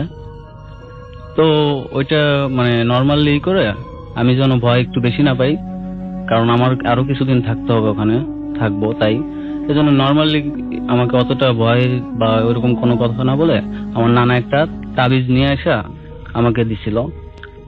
তারপর যে কদিন ছিলাম ওই আমার নানা বাড়ির পাশে আরেকটা বাড়ি আছে, ওইখানে একটা ছোট ছেলে ছিল নাম জাহিদ। তো দেন ওকে মানে আমি যে কদিন ছিলাম তো ও আমার সাথে রাতে এসে ঘুমাইতো। অনেক ধন্যবাদ আপনাকে আপনার ঘটনার জন্য। এবং প্রথম ঘটনাটা যেটা আপনি বলবেন সেটা আলটিমেটলি কতদিন আগে মানে এক্স্যাক্টলি কতদিন আগে ঘটেছিল এই ঘটনাটা? ইনসিডেন্ট স্টার্ট হয় বেসিক্যালি 2011-এ ওকে। এবং 2013 পর্যন্ত এটা আমার সাথে ক্যারি করে। দেন মানে একটা 2 বছর তার মানে আপনাকে ভুগিয়েছে এই ঘটনাটি। ওকে, আমরা শুনি তাহলে আপনার ঘটনাটি, আপনি একদম যেভাবে শুরু হয়েছিল সেখান থেকে শুনি। হ্যালো লিসেনার্স, আমি সরাসরি ঘটনায় চলে যাই। ঘটনাটি শুরু হয় 2011-এ। সে বছরে আমি বিয়ে করি এবং বিয়ের পর কিছু ফ্যামিলি প্রবলেমের জন্য আমি আমার ওয়াইফকে তখন উঠিয়ে নিতে পারিনি। সো আমাকে বেসিক্যালি তখন মাঝে মাঝে আমার ওয়াইফের বাসা থাকতে হতো, যেতাম সেখানে। 2011-এ সম্ভবত সেপ্টেম্বর মান্থে আমার একটা ফ্রেন্ডের মেয়ের বার্থডে। তো পার্টি সেন্টারে যাবো আমি, আমার ওয়াইফ, আমরা দুজন রেডি হচ্ছি। তো বাসা থেকে যখন বের হবো আমার ওয়াইফ বলছে যে আমরা আসলে আমাদের রুমে লাইট অন করে রেখে যাই। তো আমি বলছি যে না, আমাদের রুমে লাইট না, আমরা ডাইনিং স্পেশাল লাইট অন করে রেখে যাবো, কারণ ডাইনিং স্পেশাল লাইট অন রাখলে বাসার মানে অন্য রুমগুলোতে একটু আলো যাবে। আচ্ছা। তো আমরা ডাইনিং স্পেশাল লাইট অন করে চলে যাই। ফিরতে ফিরতে রাত 12টার কিছু বেশি। তো আমরা যে বাসাটা ছিলাম সে বাসাটার রাস্তার দিকে মুখ করা, বারান্দা সহ রাস্তার দিকে। তো নিচ থেকেই মানে বাসাটা দেখা যেত, আমাদের বাসার সামনের পাশটা। তো পার্টি থেকে যখন আমি ফেরত আসি রাত 12টার পরে, যখন আমি নামি, রাস্তায় নেমে আমি প্রথমে দেখতে পাই যে আমার রুমে লাইট জ্বলছে। তো আমি খুব অবাক হয়ে যাই। তো আমি ওয়াইফকে জিজ্ঞেস করি কি ব্যাপার, আমরা তো ডাইনিং স্পেশাল লাইট জ্বালিয়ে এসেছিলাম। তো সেটা বলে যে হ্যাঁ আমরা তো সেটাই করেছিলাম। তারপর আমরা উপরে উঠি। তার আগে বলে নেওয়া ভালো, ওই দিন আমাদের বাসায় কেউ ছিলেন না, আমার শাশুড়ি এবং আমার যারা রিলেটিভ ছিলেন তারা সবাই বাসার বাইরে ছিলেন। আচ্ছা। তো আমরা দুজনে বাসা বেসিক্যালি একা। বাসায় উঠি, ডোর খুলে দেখলাম যে ডাইনিং স্পেশাল লাইট বন্ধ। দিন আমরা ডাইনিং স্পেশাল লাইট জ্বালালাম, আমাদের রুমে ঢুকলাম, রুমের দরজা খুলে দেখি আমাদের রুমে লাইট জ্বলছে। আচ্ছা। খুব ইন্টারেস্টিং। তো আমরা দুজনেই মনে করি যে যাক হয়তো আমাদের কোনো একটা ভুল হয়েছে বা কোনো কিছু, বাট ডেফিনেটলি আসলে ব্যাপারটা মাথা থেকে সরছিল না। আচ্ছা। এরপর কিছুদিন 2-3 দিন পর আবার যেটা প্রবলেম হতো, আমি স্মোক করতাম। তো বারান্দায় যখন স্মোক করতাম প্রায় আমার ফিল হতো কেউ আমাকে দেখছে বা আমার দিকে তাকিয়ে আছে। কখনো কখনো খুটকাট আওয়াজ পেতাম। আচ্ছা। এগুলো উইয়ার্ড, কারণ আমার বারান্দায় সেরকম কিছুই নেই এবং আমার অনেক বড় বারান্দা, পুরোটাই এপার থেকে ওপার দেখা যায়। বাট খুব উইয়ার্ড ফিল হতো। তো এরকম কিছুদিন হলো, বাট এটা আমি আমার ওয়াইফকে বলি নাই। এরপর যেটা হয়, একদিন রাত 2:30-3টার দিকে হঠাৎ আমার ঘুম ভেঙে যায়। আমি ঘুম ভেঙে যাওয়ার কারণ হচ্ছে আমি টের পাই আমার মানে আমার কানে কেউ হুইসপার করছে আমার নাম। আচ্ছা। ফিসফিস করে আমার নাম বলছে। তো আমার ঘুম ভেঙে যায়। তো উঠে দেখি আমার ওয়াইফ ঘুমাচ্ছে। তো আমি ওকে ঘুম থেকে জাগাই, তো ঘুমাচ্ছে কিনা আসলে, হ্যাঁ আসলেই ঘুমাচ্ছে। তো আমি মনে করি আমার হয়তো ভুল। এরকম টানা 3-4 দিন হওয়ার পরে এরকম হুইসপার হতো, আমার ঘুম ভেঙে যেত ঠিক এই টাইমটাতে। 2:30-3টায় ঘুম ভেঙে যেত। ইভেন আমি একটা ব্রিদিংও টের পেতাম আমার কানে, ফিসফিস করে বলছে, ব্রিদিং আমি টের পেতাম। আচ্ছা। এরপর এটা আমি আমার ওয়াইফকে জানাই, এরকম হচ্ছে আমার সাথে, তুমি কি করছো? বলছেন না। পরে ও যেটা করে আমার শাশুড়িকে জানান। আমার শাশুড়ি মা আমাকে বলেন যে বাবা তুমি একটু ঘুমানোর আগে উজু করে দোয়া দূর করে তারপর ঘুমাও। আচ্ছা। তারপরে যেটা হয় যে কিছুদিন ঠিক ছিল, তারপর আবার এই প্রবলেমগুলো হচ্ছিল এবং আস্তে আস্তে আমি প্রবলেমটার সাথে নিজেকে মানে ইউজ টু হয়ে গেছিলাম। ঘটনা এভাবে যাচ্ছিল। 2012 আমরা 2012 মাঝামাঝি কোন একটা সময়। আচ্ছা।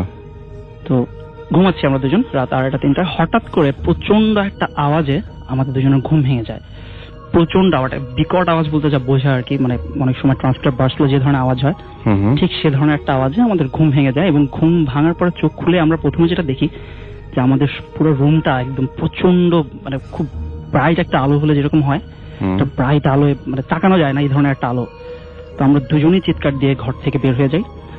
ওই সময়টাই আমার শাশুড়ি মানে তাহাজ্জুদের নামাজ পড়ে উনি দোয়া পড়ছিলেন। তো আমাদের চিৎকার শুনে দরজা খুলে বের হওয়ার পর আসেন, বাসার আরো মানুষ, আমার শ্বশুর ছিলেন, ওনারা আসেন। তো ওনারা জিজ্ঞেস করেন কি ব্যাপার বাবা, কি হয়েছে? তখন আমার ওয়াইফ বলে যে মা বাবা এরকম এরকম। তো আমার শাশুড়ি যেটা আমাকে বলেন, উনি সজাগ ছিলেন, উনি দোয়া পড়ছিলেন। উনি বলেন যে বাবা আমি তো কোনো আওয়াজই পাইনি, বাট বেসিক্যালি মানে আওয়াজটা এত জোরে, বুঝতেই পারছেন ট্রান্সমিটার বার্স্ট যে ধরনের আওয়াজ হয়, অনেক মানুষই জানার কথা, শোনার কথা, বাট তারা কোনো আওয়াজ পান নাই এবং লাইটটাও পর্যন্ত তারা দেখেন নাই। ওকে, লাইট না দেখতেই পারে, বাট আওয়াজ না শোনার কোনো কারণ নেই। তো এরপরে আসলে বলে রাখা ভালো, ট্রান্সমিটার মানে যারা শুনছে তাদেরকে বলছি, ট্রান্সমিটার যদি সত্যি এরকম ভাবে বাস্ট হয়ে যায় বা কিছু একটা, কি পরিমাণ আওয়াজ হয় এটা তো আমরা সবাই জানি, অনেক অনেক জোরে হয়। এবং আলো দেখতে পেয়েছেন আপনি? হ্যাঁ, আমরা আলো দেখতে পেয়েছি, বিদ্যুৎ চমকানোর মতো আলো দেখা যায় একদম হঠাৎ করে। বেসিক্যালি ইলেকট্রিসিটি চলে গেছে ওই ধরনের কিছুই না, কিছুই না, ইলেকট্রিসিটি আছে, হ্যাঁ সবকিছুই আছে। তো এরকম হয়, তার এরকম হলো। এরপর মানে পরদিন থেকে হঠাৎ করে আমার ওয়াইফ খুব উইয়ার্ড অ্যাক্টিভিটি করা শুরু করলো। যেমন ও প্রায় রাতের বেলা বলতো ভয় পাচ্ছে, শুতে গেলেই ভয় পাচ্ছে। ও বলছে, এই দেখো আমার দিকে আসছে। কে আসছে? দেখো আমার দিকে আসছে, আমাকে আসছে, প্লিজ তুমি আমাকে ধরো। তো এরকম হতো, এরকম প্রায় 2-3 দিন হলো। তো 2-3 দিন হওয়ার পরে আমার মানে শাশুড়িকে ব্যাপারটা জানানো হয়। উনি যেটা বলেন যে, বাবা তোমাদের বোধহয় কোনো প্রবলেম হচ্ছে, তোমরা একটু দোয়া দুরুদ পড়ে তারপর শুও। তো উনিও খুব পরহেজগার মহিলা ছিলেন, উনি আমার ওয়াইফকে একটু মানে ফটো দিলেন দোয়া দুরুদ পড়ে। আচ্ছা, বাট আসলে এর কোনো মানে প্রবলেমটা সলভ হয় নাই। আমার ওয়াইফটার প্রবলেম হচ্ছিলই, বেশ কিছুদিন এরকম চললো। আমি একটা ভাবছিলাম একটা হয়তো আমরা ভয় থেকে এরকম কিছু হলো কিনা, ওর মেন্টালি কোনো প্রবলেম, তো সাইকিয়াট্রিস্ট দেখাবো কিনা ভাবছি। তো এর কিছুদিন পরে যে ইনসিডেন্টটা হলো, এর ফলে আমি আসলে সাইকিয়াট্রিস্ট দেখানোর চিন্তা ভাবনা থেকে সরে আসলাম। আমি বারান্দায় স্মোক করছিলাম, ভাবছিলাম যে আসলে কি করা যায়, কি করব। তো বারান্দা থেকে আমি রুমে ঢুকবো, রুমের দরজার কাছাকাছি এসেছি, হঠাৎ করে আমাকে পিছন থেকে কেউ একটা ধাক্কা দিল। মানে সেটা মানে নর্মালি ধাক্কা না, এমন জোরে ধাক্কা দিয়েছে আমি মানে দরজা থেকে 10 to 15 ফিট আমার রুমের ভিতরে যে পড়েছি, পড়ার টেবিলের নিচে। আচ্ছা, এবং আমি যথেষ্ট ব্যথা পাই। আমার ওয়াইফ সবাই দৌড় দিয়ে আসে, কি হয়েছে বললাম এমন এমন। তো আমি যেখানে টের পেয়েছি, মানে আমাকে যেখানে ধরে ধাক্কা দিয়েছে, মানে আমার কাঁধে, বাম কাঁধে, টি শার্ট খুলে দেখা গেল যে সেখানে 3টা আঙুলের ছাপ, এবং এটা অ্যাবনর্মাল কিছু ছাপ, লাইক মানে নর্মালি মানুষের আঙুল যেরকম হয় সেরকম না, তার চেয়ে বড় এবং অনেক মোটা আঙুলের ছাপ, অনেক ডিপ ছিল। তো আমি খুব ভয় পেয়ে যাই এবং এরপর এই অবস্থা থেকে আমি সাইকিয়াট্রিস্ট দেখানোর চিন্তা ভাবনা বাদ দিই। আমার শাশুড়ি বলেন, বাবা আমার মনে হয় আমাদের অন্যদিকে যাওয়া উচিত, তুমি একটা ভালো কোনো হুজুর দেখাও, আমাদের মনে হয় কোনো প্রবলেম হচ্ছে। ওই সময় আমার ওয়াইফের ওই প্রবলেমটা চলছিল, ও বলছিল ভয় করছে, মানে ফজরের আজানের আগ পর্যন্ত ও আমার সাথেই মানে একদম অ্যাটাচড হয়ে থাকতো, লাইক কখনোই আমার থেকে দূরে সরতো না। অন্য রুমে কোথাও যেতে গেলে সাথে সাথে যেতে হতো, প্লাস মানে ও চোখ বন্ধ করলেই কথা বলতো, চোখ বন্ধ করলে দেখো আমার দিকে আসছে, আমার দিকে আসছে, আমাকে ধরো। ফজরের আজান দিত, এরপর আমার নর্মাল হয়ে যেত। প্রতিটা রাত এমন, পুরো রাত হতো না, এবং পুরো রাত আমি ফজরের আজান পর্যন্ত সজাগ থেকে 2 ঘন্টা ঘুমিয়ে অফিস করেছি কাটা। আচ্ছা, তো এরকম চলতে চলতে মানে আম্মা যখন বললো যে তুমি ভালো হুজুর দেখাও, একজন হুজুরের কথা রেফার করলেন। তো আমি হুজুরের সাথে যোগাযোগ করলাম, উনি বললেন যে বাবা আমার আসতে তো 2-3 দিন সময় লাগবে। কারণ উনি ঢাকায় থাকেন না? না, উনি ছিলেন বাগেরহাট থাকেন। তো উনি আসলে একটু দূর সম্পর্ক হলো, আমার শাশুড়ি কোন রকম আত্মীয় হন। আচ্ছা, কিন্তু উনি অনেক কিছু জানেন, অনেক কিছু জানেন। এর আগে এই ধরনের অনেক এক্সারসাইজ উনি করেছেন এবং এই প্রবলেমগুলি মানে লাইক আমরা যেটা হয় যে জিন জাতীয় কোনো সমস্যা হলে এগুলো সলভ করতে পারেন। এবং আপনি যেটা বললেন আমি শুনে খুব অবাক হয়ে গেছি, যে আপনি বলছিলেন যে এরকমও আছে যে যদি মানে তাকে বলা হয় কারো নাম, বা আপনি আমার সঙ্গে এখন আছেন, তাকে মোটামুটি এটা বললেই তিনি ডিটেইলস বলতে পারেন। এটা খুব অদ্ভুত ব্যাপার, কিন্তু খুবই অদ্ভুত ব্যাপার। এবং আমি এটা বিশ্বাস করেছি, কারণ আমি আপনাকে বললাম যে এরকম মানুষের সাথে আমারও পরিচয় হয়েছে। রাইট। তারপরে সেই হুজুরকে আপনারা ডেকে পাঠালেন এবং উনি বললেন যে উনি আপনাদের কাছে 2 দিন সময় চেয়ে দিলেন। তারপরে কি হলো? 2 দিন সময় চেয়ে নিলেন এবং আমি যেদিন তাকে ফোন করলাম সেদিন রাতের ইনসিডেন্ট, রাত 12:30 কি 1টা বা তার একটু বেশি হবে। আমি এবং আমার ওয়াইফ আমরা দুজন মুভি দেখছি ল্যাপটপে। তো আমি উপর হয়ে শুয়ে আছি, তো তখন মোস্ট প্রবলি একটু ঠান্ডা পড়েছে, এই ধরনের কিছু একটু মনে পড়ে। আমার শরীরে কম্বল ছিল। আচ্ছা, উপর হয়ে শুয়ে আছি, তো সাডেনলি মানে আমাকে ঘাট ধরে একদম মানুষকে যেভাবে হুক ঝোলানো হয়, হ্যাচকা টান দিয়ে আমার খাট থেকে নিচে ফেলে দিয়েছে আমাকে। আচ্ছা, মানে একদম যে একটা বলে যে ছুঁড়ে ফেলা, উড়িয়ে ছুঁড়ে ফেলা, এই ধরনের একটা বিষয়। তো আমি তো খুবই অবাক, ভয় পেয়ে গেছি কি হলো। আমার ওয়াইফ চিৎকার দিয়ে রুম থেকে বের হয়ে যায় এবং আমি নিচে পড়ে ভালো ব্যথা পেয়েছি ডেফিনেটলি। সবাই আসে, আমার শ্বশুর শাশুড়ি ওনারা সবাই আসেন, এসে বলেন কি হলো, বললাম এরকম এরকম। এরপর দেখা গেল আমাকে যেখানে মানে টান দিয়েছে, টি শার্ট খুললাম আমি, আবার দেখা গেল ওইখানে আবার 3টা আঙুলের ছাপ, আমার ডান খাতে টান দিয়ে আমাকে ফেলে দিয়েছিল, 3টা আঙুলের ছাপ, এরকম বড়, অনেক বড়, মানে নর্মাল মানুষের আঙুল এরকম হয় না। তো এবার আমি মানে পুরোপুরি ডিটারমাইন্ড আমি বাসায় থাকবো না, এই বাসা ছেড়ে দেবো। হ্যাঁ আমি বাসায় থাকবো না। তো আমি আমার শাশুড়ির সাথে এবং ওয়াইফের সাথে কনসাল্ট করলাম, যে আমরা ডিসকাস করলাম আমরা এই বাসা ছেড়ে দেবো।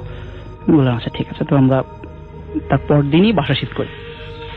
তারপর দিনই খুব মানে ইমার্জেন্সি ভাবে অন্য একটা বাসা দেখি, আমি চলে যাই। এবং সেদিন আমরা যখন বাসা চেঞ্জ করি, বাসা চেঞ্জ করলাম, সবকিছু গুছালাম। সবচেয়ে মজার বিষয়, রাতের বেলা যখন শুভ বা রাত হয়েছে, আমার ওয়াইফ ওই ধরনের কোনো ভয় পাচ্ছে না। আচ্ছা, সে কোনো ভয় পাচ্ছে না, সে বলছে আমি আজকে কোনো কিছু ফিল করতেছি না। ওকে, সে ঘুমাইলো। তার পরদিন রাতে সে আবার বলতেছে না, আমার ভয় পাচ্ছি। নতুন বাসায়? হ্যাঁ। আচ্ছা, আমি বলছি, ভয় পাচ্ছি, আমার দিকে আবার আসতেছে, আমার ভয় দেখায়, এরকম বলে। তো হুজুর, আমরা ওয়েট করছি হুজুর আসবে, তারপর হুজুরের সাথে কথা বলবেন, বললাম আমি পরদিন সকালে আসছি। উনি আসলেন সকালের পরপরই। উনি এসে আমাদের নতুন বাসা আসলেন, নতুন বাসা এসে আমার ওয়াইফকে দেখলেন, দেখে বললেন বাবা আমি তো তোমাদের এর আগের বাসা যেখানে ছিলে ওখানে যেতে চাই। আচ্ছা, ঠিক আছে চলেন চাচা। নিয়ে গেলাম হুজুরকে, বাসা এমটি, ভাড়া নেয়নি তখনও। বাসাটা পুরোপুরি উনি ঘুরে দেখলেন, ঘুরে দেখে উনি বললেন বাবা আমি একটু ছাদে যাব। আচ্ছা ঠিক আছে চলেন যাই। ছাদে নিয়ে গেলাম, ছাদটা থেকে ফিরে বললেন চলেন বাবা আমরা বাসা চলে যাবো। তো আমরা আমার নতুন বাসা চলে আসলাম, মানে এখন আমরা যে বাসা ছিলাম সেই বাসা চলে আসলাম। উনি এসে যেটা বললেন যে বাবা বেসিক্যালি হয়তো এটা এমন ছিল যে তোমাদের বিয়ের আগেই তোমার ওয়াইফের প্রতি একটা এবার অনেক জিন ছিল, তার কোনো একটা নজর, খারাপ কিছু একটা নজর তোমার ওয়াইফ। এই বাসায় জিন ছিল, সেই ঘটনা একটু বলেন, কিভাবে এই বাসায় জিনটা আসলো? আচ্ছা, আমি যে বাসাটায় ছিলাম, আমার ওয়াইফের যে বাসা ছিল, ওই বাসায় ওরা প্রায় 10 বছর যাবত আছে। ওই বাসার পূর্ব ইতিহাস সম্বন্ধে ওদের খুব ভালোভাবে ধারণা আছে। তো এমনও হতো, আমি যখন আমার বিয়ের আগে যখন আমার সাথে কথা বলতো, ও আমাকে বলতো জানো আমি যে বারান্দা বসে কথা বলছি, বারান্দায় গ্রিলগুলি কাঁপছে এবং ছাদে আমি লাফালাফির আওয়াজ শুনতে পাচ্ছি, বাট ছাদে আসলে কেউ যায় না। রাত 1টা-2টার সময় লাফানোর আওয়াজ পাচ্ছে, অনেক সময় বলতে আমি নুপুরের আওয়াজ পাচ্ছি, কেউ নাচছে, এই ধরনের কথা বলতো। তো তখন আমি ফান করতাম, কি বলে গেলে দেখবো না বিয়ের পরে কি আছে। তো আসলে যেটা ছিল বেসিক্যালি এই বাড়িটার যারা একদম প্রথম দিকে যারা বাড়িটা বানান, তখন এই বাড়িটার যে মালিক ছিলেন উনি একটু মানে আলেম টাইপের লোক ছিলেন। আচ্ছা, তো উনি কিছু জিন পালতেন, তার অনেক কাজ করে দিত সেসব জিনরা। বাট উনি মারা যাওয়ার পর সেই জিনগুলিকে নার্চার করার কোনো লোক ছিল না, কেউ কেয়ার করতো না। সো যেটা হয় জিনগুলি ছড়ে ছিটে যায় এবং অবাধ্য হয়ে যায়। তো বাট তার এই বাড়িটা ছাড়ে নাই, এবং ওই বাড়িতে আমরা ছাড়া অনেকেই আরো অনেকে অনেক কিছু এক্সপিরিয়েন্স করেছে এর আগে। তো হুজুর বলেছিলেন যে ওখান থেকে কেউ একজন তোমার ওয়াইফের উপর নজর পড়েছে এবং তোমার বিয়ের পরেই প্রবলেমগুলি বেশি হচ্ছে। তো এটা কি করা যাবে? রেমিডি হিসেবে, প্রতিকার হিসেবে আমার হুজুর যেটা করলেন, উনি একটা মানে বাংলা যেটাকে বলে কাইতন, মানে আমরা তাবিজ পড়ানোর সময় যে কাইতনটা ইউজ করি বা অনেক ইউজ করি, সেই কাইতনটাকে দোয়া পড়ে 7টা গিট দিয়ে দিলেন। 7টা গিট দিয়ে আমার ওয়াইফকেও দিলেন, সাথে আমাকেও দিলেন, যেহেতু আমার সাথে কিছু হয়েছে। তো আল্লাহর রহমতে উনি বললেন যে হ্যাঁ ঠিক আছে বাবা, এটা ঠিক হয়ে যাবে, আর তোমরা পারলে এটা কারো কাছে না বলাই ভালো। আচ্ছা, তো আল্লাহর রহমতে হুজুর চাওয়ার পর থেকে কোনো প্রবলেম ছিল না। 1 মাস কোনো প্রবলেম ছিল না। 1 মাস পর আবার আমার ভাই বলছে আমি তো আজকে এরকম ভয় পেয়েছি। ওনার ভয়টা এবার কেমন, এবার কি ধরনের ভয় পেলেন? উনি প্রথম মানে 1 মাস পর যেটা বললো যে আজকে আমাকে মানে ওর মনে হয়েছে পিছন থেকে কেউ ফু দিচ্ছে ওর কানের পাশে, এই ধরনের কিছু। আচ্ছা, তো এটা বলার পরে আমি একটু ঘাবড়িয়ে যাই, কি ব্যাপার, 1 মাস তো ঠিক ছিল, আবার কেন হলো? এবং এটা তো নতুন বাসা, আগের বাসাও না। তো এরকম 2 রাত হওয়ার পরে যখন বলছে না আমি ঘুমাতে পারছি না, আমার ভয় করছে, আসছে আমার দিকে, আমার ভয় দেখাচ্ছে, তো আমি আবার সেই হুজুরের সাথে যোগাযোগ করি যে হুজুর এমন আপনি তো দিয়েছিলেন তাবিজটা পর 1 মাস তো ভালো ছিল, এখন আবার এরকম প্রবলেম হচ্ছে। তুমি বলছো আচ্ছা ঠিক আছে বাবা, বাট এবার তাবিজটা চেঞ্জ করে দিব, আমি একটা লোক দিয়ে তোমার তাবিজটা পাঠিয়ে দিচ্ছি। আচ্ছা ঠিক আছে। তো উনি একজন লোকের কাছে তাবিজটা দিয়ে দেন, ঠিকানা দিয়ে দেন, উনি আমার কাছে আসে। আগের তাবিজটা আবার ওনার কাছে ফেরত দিতে বলেছে উনি, যে আগের তাবিজ যেটা দিয়ে ওটা আবার ফেরত দিতে হবে। ওটা আমাকে আচ্ছা, আবার এটা ফেরত তো আমার দিতে একটা হবে। নিয়মের মধ্যে নিশ্চয়ই পড়ে। হয়তো আমি ঠিক জানি হয়তো না। হয়তো তো ওনাকে ফেরত দেওয়া হয় আগের তাবিজটা, এবং নতুন তাবিজটা বলা হয় যেটা মিনিমাম আমাদের 4 থেকে 6 মাস আমাদের ইউজ করতে হবে। আচ্ছা তো আল্লাহর রহমতে এরপর থেকে আর কোনো প্রবলেম হয়নি, এবং 2013 আমার ওয়াইফ আমাকে একটি বেবি বোন দেয়। সো এরপর থেকে আল্লাহর রহমতে আমরা ভালো আছি, এবং 4-5 মাস পরে মানে আমার বেবি হওয়ার মানে আমার ওয়াইফের বেবি হওয়ার 1 মাস পর থেকে তাবিজটা ইউজ করে নাই, কিন্তু আমি 3 মাস পর থেকে আর ইউজ করি নাই। আর আমি এগুলি খুব বেশি বিশ্বাসও করতাম না, তাবিজ টাবিজ এরকম হয় বা আসলে মানুষ এরকম হয় বিশ্বাস করতাম না। জিন আছে জানি মানুষের প্রবলেম করে, বাট আসলে যে ধরনের কোনো প্রতিকার থাকে এটা বিশ্বাস করতাম না।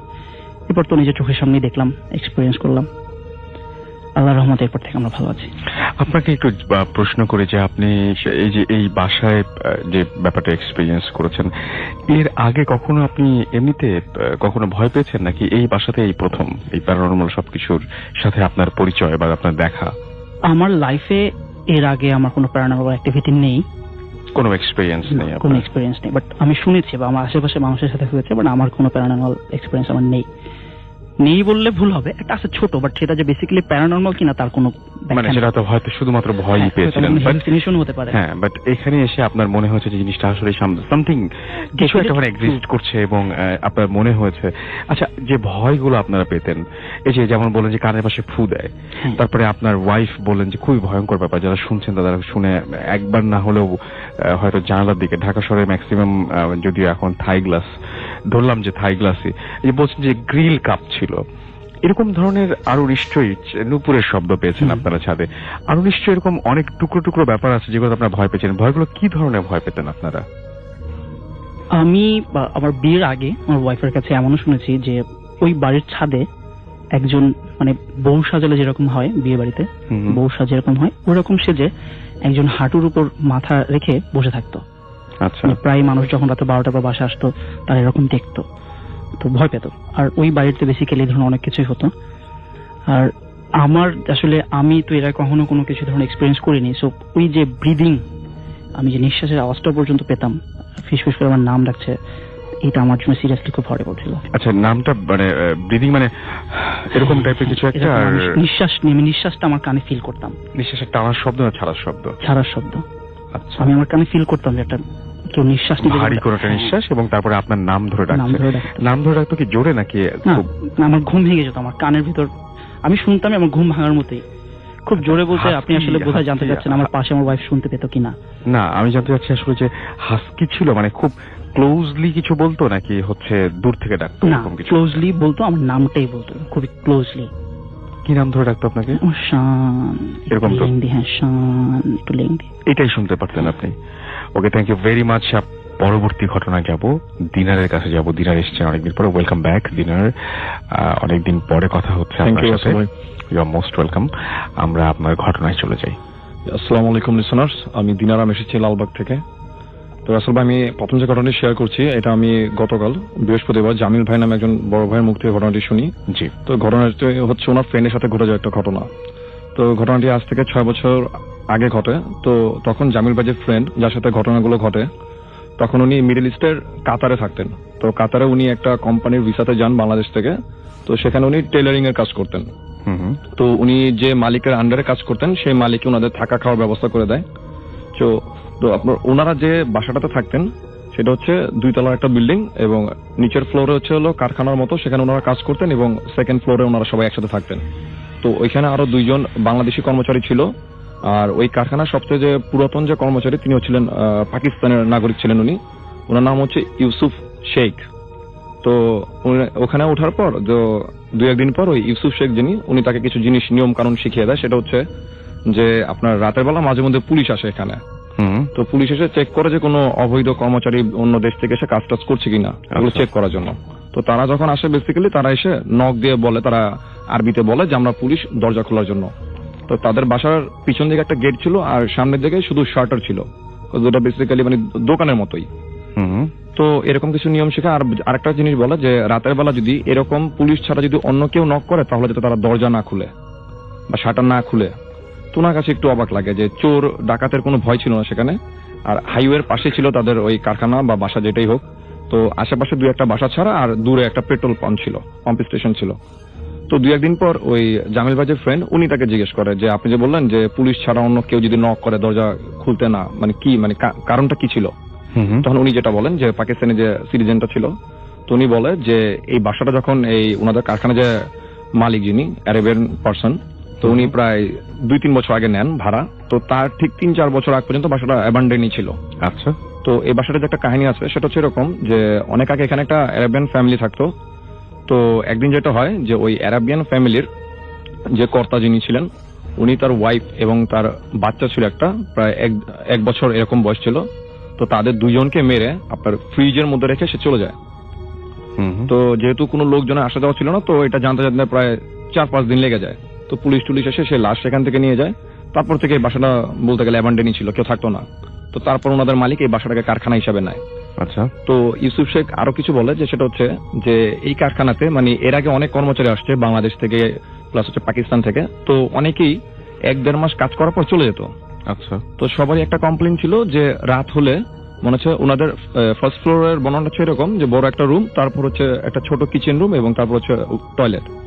তো ওই কিচেন রুমের ওইখান থেকে মনে হতো যে তাদের কোনো একজন মহিলা থেমে থেমে কান্না করলে যেরকম শব্দ হবে ঠিক এরকম একটা কান্নার শব্দ ভেসে আসতো। আচ্ছা। আর অনেক সময় থেকে যে তাদের শাটারের মধ্যে মনে হচ্ছে কেউ নক করতেছে। তো তারা অনেকবার উপর থেকে দেখার চেষ্টা করছে, নিজে শাটার খুলে বেরিয়েছে, দেখছে যে সেখানে কেউ নেই। আর ওনাদের বাসাটা ছিল হাইওয়ের একেবারে পাশে। তো ওইখানে যে অন্য কেউ এসে তাদেরকে ডিস্টার্ব করবে এরকম কেউ ছিল না সেখানে। তো একদিন যেটা হয়, এক কর্মচারী ছিল, সে নিচে কাজ করতেছিল। তো কাজ করার একটা পর্যায়ে সে শুনতেছে যে আপনার রান্নাঘরের ওই পাশ থেকে একজন মহিলা কান্না করতেছে। তো এটা শোনার পর তার কাছে কিউরিসিটি কাজ করে যে এত রাতে এখানে মহিলা কোত্থেকে আসবে। তো সে সেটা দেখার জন্য কিচেন রুমের দিকে যখন যায় তখন সে স্পষ্ট ফিল করলো যে শব্দটা টয়লেট থেকে আসতেছে। তো রাসেল ভাই উনি যখন গিয়ে টয়লেটের দরজাটা যখন খুলেন তখন উনি দেখেন যে লম্বা একটা মানুষ, মহিলা হবে, কারণ সে যেটা বলে যে বেশ বড় বড় চুল ছিল, সে মানে তার মাথার একেবারে টয়লেটের সেলিং এর সাথে লাগানো ছিল, এত বেশি লম্বা ছিল। তো এরকম একজন মানুষ ঘুরে দাঁড়িয়ে সে কান্না করতেছে। তো এটা দেখার পর সে ভয়ে 2 তলা চলে আসে দৌড় দিয়ে। তো এসে সবাইকে নিয়ে নিচে যায়। তো সে নিচে গিয়ে দেখে যে ওয়াশরুমে কেউই নেই। তো তারপর ওই লোক কিন্তু এখান থেকে ছেড়ে দেয় কাজ করা। তো এটা তাদেরকে বলে যে এই ব্যাপারগুলো যাতে একটু উনি অ্যাভয়েড করে চলে, বিকজ এই বাসাটার বা এই কারখানাটা এই প্রবলেমগুলো আছে। তো যাই হোক, তো একদিন ওনারা রাতের বেলা কাজ করতেছিল, মেশিনে কাজ করতেছিল। তো ইউসুফ শেখ যিনি উনি হঠাৎ করে বলতেছে যে মেশিনটা স্টপ করার জন্য। 2জন মেশিন চালাচ্ছিল, তো তারা মেশিন স্টপ করলো। তখন প্রায় 10টা 10:30 হবে, তারা সবাই শুনতেছে যে বাসার পিছন থেকে একটা মহিলার কান্নার শব্দ ভেসে আসতেছে। তো তারা কিন্তু রাসেল ভাই মোটামুটি ইউজ টু ছিল ব্যাপারগুলোর সাথে, এগুলো একটু তারা অ্যাভয়েড করে চলতো। তো একদিন যেটা হয় যে তারা তাদের ওই কারখানার যে মানে প্রোডাক্টগুলো তৈরি করে সেগুলো তারা পাশে একটা মার্কেটে দিয়ে আসে। তাদের কিছু শোরুমের সাথে ডিল ছিল, ওইখানে গিয়ে তারা তাদের মালগুলো দিয়ে আসতো। তো একদিন তারা সেই শপিং মলে সেই মালগুলো দিয়ে আসতেছিল তাদের কাভার্ড ভ্যানে করে। তো তখন গাড়ি চালাচ্ছিল জামিল ভাই যে ফ্রেন্ডটা ছিল, উনি গাড়ি চালাচ্ছিলেন। আর ওই ওনার সাথে ছিল ইউসুফ শেখ যিনি, আর পিছনে একজন বাংলাদেশি কর্মচারী ছিল, আর তার সাথে ছিল তাদের যে সেই অ্যারাবিয়ান ওনারটা। তো হাইওয়ে যেহেতু সেখানে প্রায় ম্যাক্সিমাম সব গাড়ি প্রায় 80-90 মাইল পার আওয়ার বেগে চলতে থাকে। তো মরুভূমি এক পাশে, আর ওদিক দিয়ে তারা যখন চলতেছিল তো তারা লক্ষ্য করলো কি যে দূরের থেকে যদি কেউ যদি রাস্তা ক্রস করে বেসিক্যালি তাকে কিন্তু গাড়ির হেডলাইটের আলোতে দেখতে পাওয়ার কথা। তো হঠাৎ একটা সময় তারা দেখলো, সবাই একসাথে দেখলো যে মনে হচ্ছিল কেউ একজন হঠাৎ গাড়ির সামনে চলে আসছে এবং তারা খুব জোরে সেটাকে হিট করে। এত জোরে হিট করে যে জামিল ভাইয়ের যে ফ্রেন্ড তার হাত পা কাঁপাকাঁপি শুরু হয়ে যায়, মানে থরথর করে কাঁপতেছিল যে সে হয়তো কোনো অ্যাক্সিডেন্ট করে ফেলছে। তো এটা ঘটার পর সে সঙ্গে সঙ্গে গাড়ি ব্রেক করে। তো তাদের যে ওনার ছিলেন উনি আগে বের হন। তো তারা হিট করার পর যতটা না শকড হয় তার চেয়ে বেশি শকটা তারা বের হয়ে যে পরিমাণ শব্দ হয় হিট করার পর। তো বেসিক্যালি গাড়ির যে সামনে যে বাম্পারটা ছিল সেটা ভেঙে যাওয়ার কথা বা কোনো স্ক্র্যাচ পড়ার কথা, কিন্তু তারা বের হয়ে দেখে যে সেখানে কোনো স্ক্র্যাচ নাই, নট এ সিঙ্গেল স্ক্র্যাচ, কোনো কিছুই নেই সেখানে। যদি কাউকে আঘাত করা হতো অ্যাটলিস্ট তার ব্লাড পড়ে থাকতো, কোনো জীব জানোয়ার হলেও কিন্তু তার মানে বডিটা পড়ে থাকতো, সেখানে কিছুই নেই। তো এটা ঘটার পর তারা আর কেউ নিজেদের সাথে কোনো শেয়ার টেয়ার কিছু করলো না যে কি ঘটছে ব্যাপারটা। তো যাই হোক, তো তাদের উনি যেটা বলেন যে উনি যতটুকু দেখেন যে তার কাছে মনে হচ্ছিল যে সাদা জামা পরা কেউ একজন হঠাৎ সামনে চলে আসছে এবং তারা ওইটাকে হিট করছে। তো তার কিছুদিন পর উনি আর কিছু ডকুমেন্টসের কিছু প্রবলেম থাকার কারণে উনি দেশে চলে আসেন। তো দেশে এসে প্রায় উনি আর পরে কাতার আর যাননি। তো উনি প্রায় আপনার 3-4 মাস বেকার ছিলেন। তো তারপর উনি ফ্রুটসের বিজনেস শুরু করেন, জামিল ভাইয়ের ফ্রেন্ড। তো ফ্রুটসের বিজনেসের কারণে উনি মাঝে মধ্যেই আপনার হচ্ছে দিনাজপুর, রংপুর, তারপর হচ্ছে যশোর যেতেন উনি ফ্রুটস কেনার জন্য। তো ওখানে উনি বাসে যেতেন এবং আসার সময় ট্রাকে করে ফ্রুটস নিয়ে চলে আসতেন ঢাকায়। তো এরকম একদিন উনি রাতের বেলা যশোর যাচ্ছিলেন, তো ঢাকা থেকে উনি বাসে উঠেন। তো বাসে ওঠার পর যেটা হয় রাসেল ভাই, যে এটা কিন্তু প্রায় বছরখানেক হয়ে গেছে ওই কাতার থেকে আসার।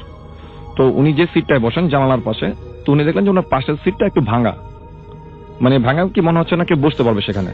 তো গাড়িটা যখন স্টার্ট দিবে ঠিক তখন একজন মহিলা এসে সেখানে বসে। তো মহিলাটা পরা ছিল সাদা একটা বোরকা, যে সাদা বোরকা কিন্তু এখন দেখা যায় না। আগেরকার দিনে আমরা যখন আরবি পড়তাম তখন ওই দাদিদেরকে দেখতাম তারা এরকম বোরকা পরে। তো তার চোখের দিকে শুধু দুটা ফুটোর মতো চোখ দুটো দেখা যায়। তো এরকম একটা মহিলা এসে বসছে, তার কোলে হচ্ছে একটা বাচ্চা। তো উনি ভাবছেন অথবা জাতি হবে, তার সাথে যাচ্ছে। তো যাত্রা পথে যখন গাড়ি থামায়, উনি খাওয়ার জন্য গাড়ি থেকে নামেন। তো উনি গাড়ি থেকে নামার পর তো উনি দেখতেছিলেন যে তার পাশে যে মহিলাটা বসছে বাচ্চা নিয়ে, মানে সে কোথায় বসছে। তো যেহেতু সাদা পড়েছে তাকে কিন্তু মানে সহজেই লোকেট করা সম্ভব ছিল, বাট উনি তাকে কোথাও লোকেট করতে পারেন না। তো উনি ভাবলেন যে হয়তো উনি খেয়ে আবার গাড়িতে উঠে গেছেন। তো উনি তাড়াতাড়ি খাওয়া দাওয়া শেষ করে আপনার স্মোক করতেন, তো স্মোক শেষ করে উনি বাসে উঠেন। তখন বাসটা ঘোরাচ্ছিল সে হোটেলের সামনে থেকে। তো তখন উনি যখন বাসে উঠলেন তখন উনি উঠে দেখলেন যে ওনার পাশের সিটে ওই মহিলাটা নেই, যে মহিলাটা ওনার সাথে ঢাকা থেকে আসছে। তখন উনি সুপারভাইজারকে বলে যে এখানে একজন যাত্রী ছিল, উনি তো নেই। তখন সুপারভাইজার ওনাকে যেটা রিপ্লাই দেয় যে ভাই আপনার ওই সিটটা তো ভাঙা, ওটার কোনো যাত্রী নাই। আচ্ছা, মানে তখন উনি লক্ষ্য করলেন কেউ ছিলই না ওইখানে আসলে। জি, আচ্ছা। উনি রাসেল ভাই তখন একটু খেয়াল করে দেখলেন কি যে ওই সিটটার যে আসনের যে ফোমটা ছিল, মানে সেই ফোমটাই ছিল না। অ্যাটলিস্ট কেউ বসতে গেলে সেখানে পড়ে যাওয়ার কথা নিচে। তো উনি আর ভাবলেন না এগুলো নিয়ে কোনো কিছু। তো উনি যশোর চলে যান। তো সকালবেলা গিয়ে উনি যশোরে পৌঁছানোর পর উনি একটা হোটেল টাইপের, মানে বোর্ডিং বলা চলে, একটা জায়গায় খুব চিপ রেটে একটা হোটেলে উঠেন উনি। তো হোটেলে ওঠার পর উনি সারাদিন ঘুমায়, ঘুমতে করে বিকালবেলা উনি ওনার যে বিজনেস পার্টনার ছিল তাদের সাথে ডিল করে। তো সেদিন রাতে উনি ঢাকায় চলে আসবেন, বাট কোন একটা প্রবলেমের কারণে তাকে সেদিন তার থেকে যেতে হয় রাতে, তারপরের দিন উনি আসবেন। তো সেদিন রাতের ঘটনা, উনি রুমে শুয়েছিলেন, খুব আর্লি শুয়ে পড়েন। তো তখন শীতকাল ছিল। তো উনি হঠাৎ কটা 2:30-3 এরকম সময় হবে, উনি তখন ঘড়ি দেখেন নাই, উনি এটা গেস করে বলেন যে 2:30-3 এরকম সময় নাগাদ উনি ফিল করলেন যে ওনার রুমের মধ্যে টেম্পারেচার অনেক হাই, 40 বা 40 আপ হবে, এত টেম্পারেচার, উনি ঘামাচ্ছেন রীতিমতো। শীতকাল ছিল। তখন আসলে উনি চোখ খোলার পর যেটা দেখলেন সেটা খুবই উইয়ার্ড ছিল তার জন্য। তো উনি দেখতেছেন যে মহিলাটাকে উনি যেটা বলেন যে উনি কাতারে দেখেছিলেন, গাড়ি হিট করেছিলেন যখন, সাদা ড্রেস পরা, যে মহিলাটাকে উনি বাসে দেখেছেন সেই রকমই একজন মহিলা, বোরকা পরা মনে হচ্ছে। সে রুমের মধ্যে একবার মানে ডান পাশ থেকে বাম পাশে যাচ্ছে আর বাম পাশ থেকে ডান পাশে আসছে। তার কোলে একটা বাচ্চার মতো ছিল, মানে দেখে মনে হচ্ছে তাই সে কোলে কিছু একটা নিয়ে রাখছে। তো অনেক সময় হয় না যে বাচ্চাদের ঘুম পাড়ানোর জন্য রুমের এক পাশ থেকে আরেক পাশে মহিলারা হেঁটে যায় ঘুম পাড়ানো যায়। তো উনি তখন মানে বেশিক্ষণ দেখতে পারেন না জিনিসটাকে। তো তখন উনি জাস্ট তার পায়ের দিকে লোকেট করেন, মানে নজর দেন। তো উনি পায়ের দিকে তাকানোর পর যেটা দেখলেন যে তার পায়ের তালুর যে অংশটা সেটার আঙ্গুলগুলো ছিল পিছনের দিকে, আর পায়ের গোড়ালিটা ছিল তার বডির সামনের দিকে। তো এটা দেখার পর রাসেল ভাই তার আর কোনো কিছু মনে নেই, উনি সেন্স হারিয়ে ফেলেন সে রুমের মধ্যে। তো পরের দিন সকালবেলা যখন তার সেন্স ফিরে, তো উনি ঘটনাটা কারো ওই বোর্ডিং এর কারোর সাথে শেয়ার না করে উনি ঢাকায় চলে আসেন বাসে করি। তো ওনার ট্রাক পরবর্তীতে চলে আসে। তো এই ঘটনা ঘটার পর উনি কারোর সাথে ব্যাপারটা শেয়ার করেন, হয়তো তার কোনো ভুল হ্যালুসিনেশন হতে পারে। তো উনি ঢাকায় আসার পর এই রোজার কিছুদিন আগের ঘটনা, ওনাদের বাসাটা হচ্ছে আজিমপুরে, আন্ডার কনস্ট্রাকশন ওনাদের বাসা। তো ওনাদের বাসার যে নিচে যে হাউসটা আছে, তো সেই হাউসের পানি উনি যখন মোটর দিয়ে উপরে টাঙ্কিতে তুলেন তখন উনি মাঝে মধ্যে গিয়ে চেক করেন যে টাঙ্কি কি ফুল হয়েছে কিনা। তো ফুল হলে উনি নিচে থেকে সুইচটাকে অফ করে দেন। তো কিছুদিন আগে এই রোজার আগে তো উনি এরকম ছাদে যান। তো ছাদে গিয়ে উনি টর্চ লাইট নিয়ে দেখতেছিলেন টাঙ্কি, তখন 9:30, 10টা, 10:45 এরকম সময় হবে। তখন উনি সেম জিনিস, যে জিনিসটা উনি বাসে দেখেছেন, প্লাস হচ্ছে আপনার যশোরে যাওয়ার পর দেখেছেন সে বোর্ডিং এ, প্লাস কাতারে দেখেছেন, সেই জিনিসটা তার বাসার ছাদে মনে হচ্ছে তার দিকে তাকিয়ে আছে কোলে একটা বাচ্চার মতো নিয়ে। তো এটা কিন্তু আসলে উনি অনেক হুজুর দেখায়, ঈদের পরও উনি অনেক হুজুর দেখায়, কিন্তু উনি এখনো এটা কোনো সলিউশন পাননি। এখনো পর্যন্ত জিনিসটা এরকমই আছে। জি, ওকে, থ্যাংক ইউ সো মাচ। নমস্কার রাসেল ভাই, আমি শ্রীকান্ত ভট্টাচার্য, ওয়েস্ট বেঙ্গল হুগলি থেকে বলছি। আমি আপনাদের প্রোগ্রামের একজন নিয়মিত শ্রোতা। প্রোগ্রামের সকল শ্রোতা বন্ধুকে এবং আপনাকে ও মাসুমদাকে আমার আন্তরিক শুভেচ্ছা জানাই। যাই হোক, আমি ঘটনায় চলে আসি। ঘটনাটা শোনা আমাদের এখানকার একজন কাকার মুখ থেকে। ওনাকে আমরা সবাই সহদেব কাকা বলি। উনি প্রতি বছর ওনার গ্রামের বাড়িতে শীতকালে খেজুর গাছে হাঁড়ি দিতেন, রসের হাঁড়ি হয় না, সেই হাঁড়ি দিতেন। ভোরবেলা উঠে সেসব হাঁড়ি থেকে তিনি রস সংগ্রহ করতেন এবং পরে দিনের বেলা সেটা জাল ডাল দিয়ে গুড় বানাতেন। হ্যাঁ, তো এই কাজে ওনার একজন সহকারী ছিল। তখন উনি প্রত্যেকদিন রাত্রিবেলা 3টের সময় ওই দুজন বেরোতেন বাড়ি থেকে, উনি এবং ওনার সহকারী, এবং ওই খেজুর বাগানে চলে যেতেন। বাগান বলতে সেই রকম বাগান নয়, বাগান বলতে আমরা যা বুঝি সেরকম না। মানে বিষয়টা হচ্ছে যে ওখানে ফাঁকা মাঠের মানে গ্রামের শেষ মাথায় একটা বড় খাল ছিল, খালটা পার করে একটা ফাঁকা মাঠ, বিরাট বড় মাঠ। সেই মাঠটা আর কি আশেপাশে কোনো লোক বসতি গ্রাম ফ্রাম কিছু ছিল না, উঁচু নিচু ঢিবি জমি, কিছু কিছু পতিত জমি, ছোট ছোট খাল, আর এখানে ওখানে একটা আঁশ শ্যাওড়া গাছের ঝোপ, আর 2-4টে এখানে ওখানে ছড়িয়ে ছিটিয়ে থাকা করে খেজুর গাছ ছিল। পুরো জায়গাটা জুড়ে প্রায় 40-50টা মতন খেজুর গাছ ছিল। ওই জায়গাটার নাম ছিল হেলিয়াপোতা, গ্রামের লোকের বলতো হেলিয়াপোতা। ওই মাঠটার বিরাট বড় ছিল, হ্যাঁ, এবং মাঠের এক পাশে ছিল একটা পুরোনো ভেঙে যাওয়া বাড়ি। কেউ বলতো যে ওটা জমিদার বাড়ি, কেউ বলতো রাজবাড়ি, হ্যাঁ। তবে সেই বাড়িটা মানে একদম কোনো মতে মাথা তুলে মানে নিজের অস্তিত্ব জানা দিত আর কি, জঙ্গলে ঘেরা। তো ওই জায়গাটাতে দিনের বেলা দূরে থাক, দিনের বেলা কেউ কখনোই মানে কেউ ওখানে যেত না আর কি, ধারে কাছেও যেত না। তো যাই হোক, সহদেব কাকার কথা অনুযায়ী ঘটনাটা ঘটে 2003 সালে। সে বছর তিনি গাছে হাঁড়ি দিয়েছিলেন, আর তার সহকারী যে ছিল, যে তার যে সঙ্গী ছিল, যে তাকে হেল্প করতো, তার নাম ছিল নিতাই। প্রতিদিন ভোরে নিতাই কাকাকে ডাকতে আসতো। তারপর দুজন দড়ি, হাঁড়ি, টিন, ছুরি, এসব যে সমস্ত প্রয়োজনীয় জিনিসপত্র লাগে সেসব নিয়ে তারা বেরিয়ে পড়তেন। আর নিতাইয়ের বাড়িটা ছিল, কাকার বাড়ি ছিল গ্রামের এক মাথায়, আর নিতাইয়ের বাড়িটা ছিল ওই গ্রামেরই অন্য পাড়ায়, বেশ কিছুটা দূরে। তো যেদিন ঘটনাটা ঘটে সেদিনই প্রায় রাত্রিবেলা 3টের সময় কাকা উঠে একদম রেডি ফেডি হয়ে বসে আছেন, মানে প্রায় রেডি হয়ে গেছেন আর কি, যে নিতাই আসবে, ডাক্তার বেরোবো একসঙ্গে। কিন্তু এক সময় তিনি বিরক্ত হন, দেখছি যে নিতাই আজকে আসছে না, অনেকটা দেরি হয়ে গেছে। অবশেষে তিনি আর অপেক্ষা না করে মনে মনে ভাবলেন যে না, আমি এগিয়ে গিয়ে দেখি। তো উনি একটা টর্চ লাইট আর প্রয়োজনীয় জিনিসপত্র, টিন ফিন, হাঁড়ি, ছুরি, ওসব নিয়ে বেরিয়ে পড়েন। তখন প্রায় রাত্রি 3:30 বাজে। তো উনি গ্রামের পথ দিয়ে হাঁটতে হাঁটতে যাচ্ছেন, বেশ কিছুটা উনি একাই যাচ্ছেন। যাওয়ার পর হঠাৎ করে উনি দেখেন যে উল্টো দিকে পথের ধারে একজন মানুষের মতন কে যেন দাঁড়িয়ে আছে। তো উনি কে ব্যাপারটা একটু এগিয়ে যান, এগিয়ে গিয়ে সাড়া দেন। তখন উনি সাড়া নিয়ে জানতে পারেন ওটা নিতাই। তো উনি বেশ বিরক্ত হলো, কি রে তুই এখানে, এত দেরি হয়ে গেল। তো তখন নিতাই বলে যে আমি তোমার কাছেই যাচ্ছিলাম। তো কাকা তখন বলেন যে রীতিমতো ওনাকে একটু ধমক দিল, তুই এত দেরি করলি, জানিস না এত দেরি করে অতগুলো গাছের রস পাড়তে হবে, রস পাড়ে সব আবার ইয়ে করতে করতে সকাল হয়ে যাবে, এবার রস বেশি দেরি হলে নাকি রস টক হয়ে যায়। যাই হোক, তো নিতাই জবাব দিয়ে শরীরটা খারাপ করছিল কাকা, ওই জন্য একটু দেরি হয়ে গেল। তো কাকা কথা টথা না বাড়িয়ে এবং হাঁটতে হাঁটতে দুজন মিলে ওই মাঠের দিকে চলে যান। কাকা আগে আগে যাচ্ছেন, নিতাই পিছনে পিছনে আসছে। তো এক সময় তারা মাঠে চলে আসেন এবং মাঠে এসে ওনারা কাজে লেগে পড়েন। কাকা গাছে উঠছে, নিতাই তলায় দাঁড়িয়ে থাকছে, কাকা গাছে উঠে হাঁড়ি নামাচ্ছেন, দড়ি দিয়ে নামিয়ে দিচ্ছেন। নিতাই সেই হাঁড়িটা ধরছে, ধরে রাখছে। এবার দুজন মিলে কি করছে, ওই টিন তেলের টিন ওগুলো পরিষ্কার করা, সেই সব টিনের মধ্যে রসগুলোকে ঢেলে ঢেলে নিচ্ছেন।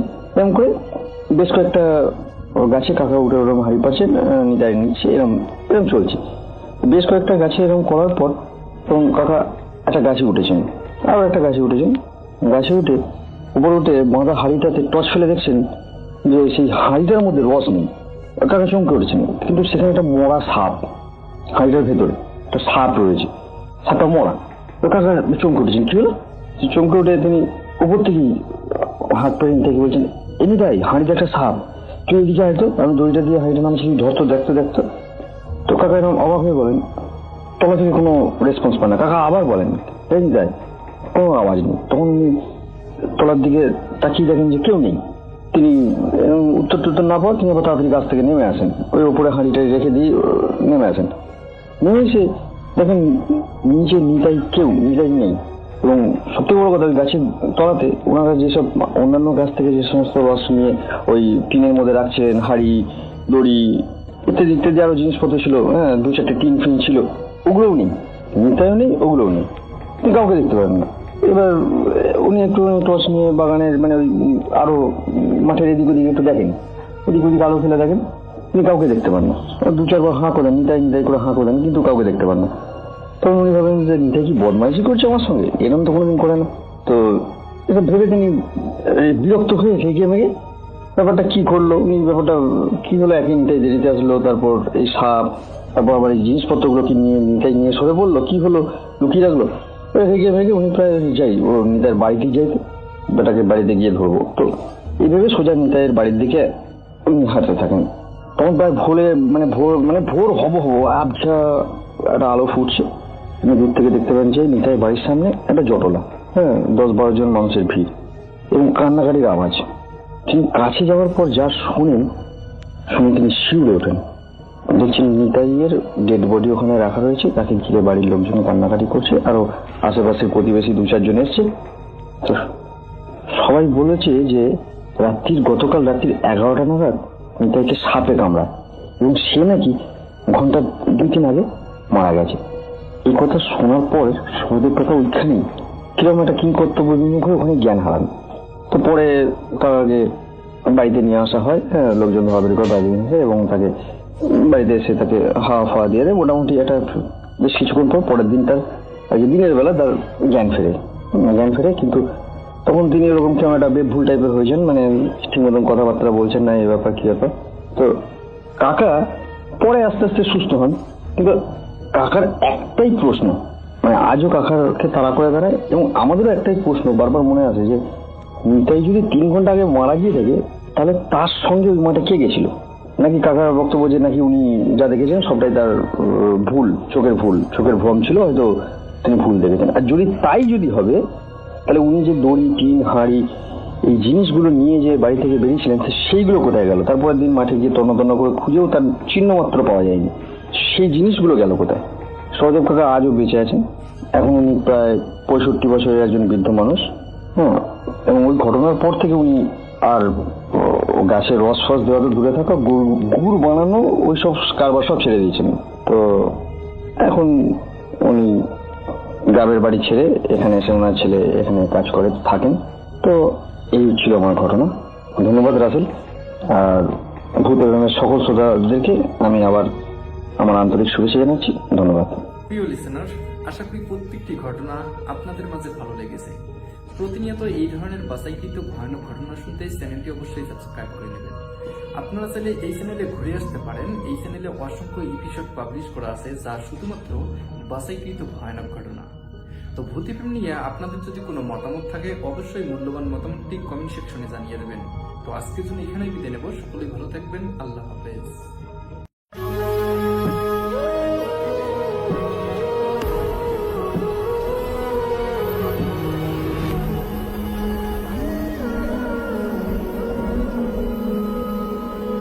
আসসালামু আলাইকুম প্রিয় লিসেনার্স, আশা করছি আপনারা সবাই ভালো আছেন এবং ভালোর সাথেই আছেন। প্রতিদিনের মতো আবারও চলে আসলাম নতুন একটি গল্প নিয়ে। গল্পটির নাম দেওয়া হয়েছে রাত 3টের অতিথি। ঘটনাটা গত শীতের। আবির যখন অফিসের কাজে সিলেট থেকে ঢাকা ফিরছিল, রাত তখন প্রায় 1টা বাজে।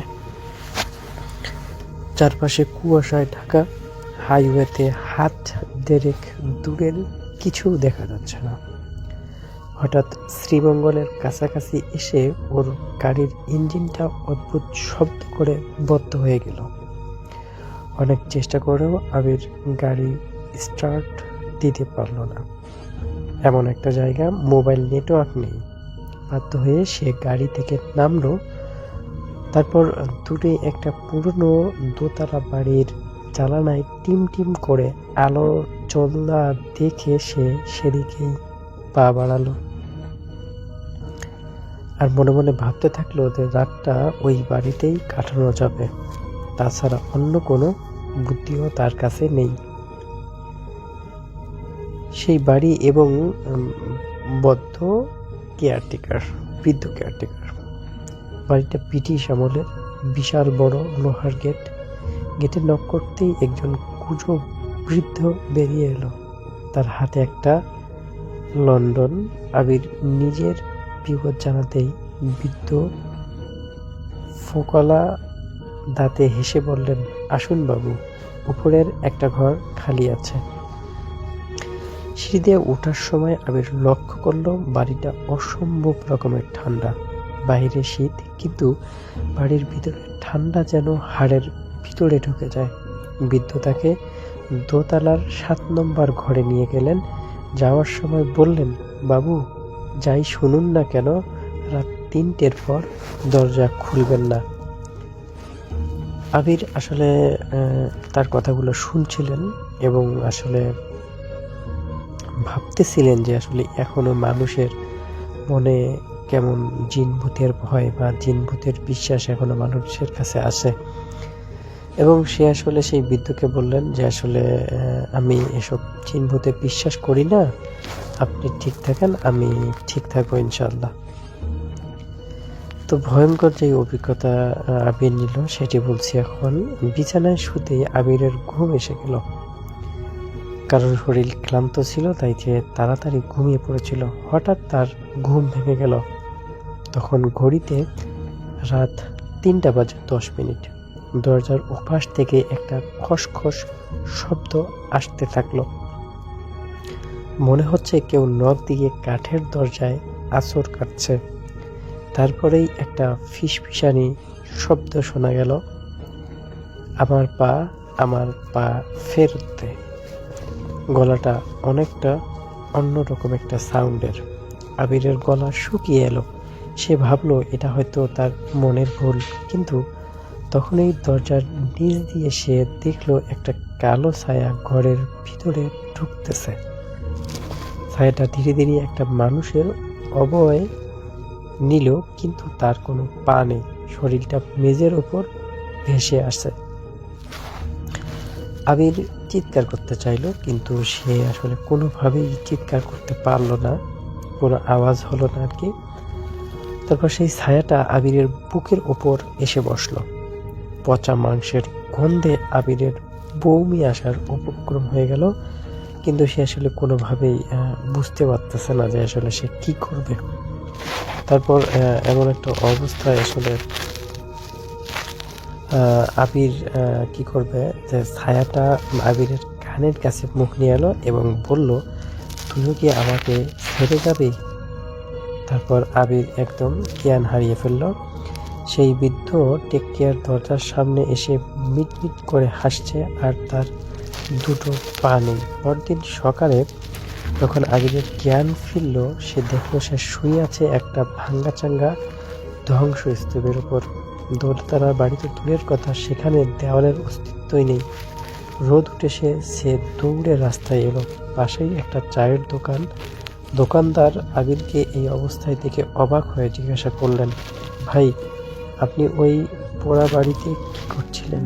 আবির রাতে সব ঘটনা খুলে বলল। সব শুনে দোকানদার ভয়ে ফ্যাকাশে হয়ে গেল। সে বলল, ভাই আজ থেকে 50 বছর আগে ওই বাড়িতে আগুন লেগেছিল।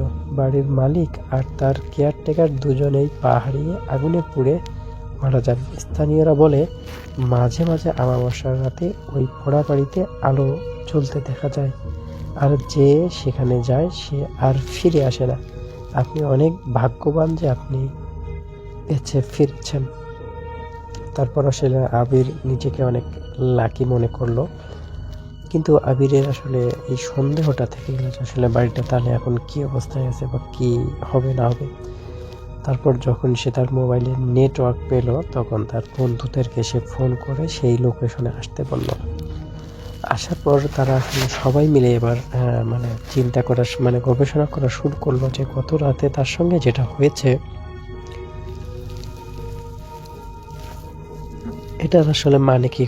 তারপর তারা কয়েকজন হুজুর, গ্রামের কয়েকজন কবিরাজ এবং কয়েকজন মুরব্বীকে ডেকে নিয়ে এসে তার গতকালের রাতের যে অভিজ্ঞতা ছিল সেই অভিজ্ঞতা শেয়ার করলো, এবং পরবর্তী সময় তারা সবাই তাকে বুঝিয়ে বলল যে আসলে এটা একটা ভয়ঙ্কর বা ভুতুড়ে একটা বাড়ি, কারণ এই বাড়িতে কোনো ওয়ারিশ নেই।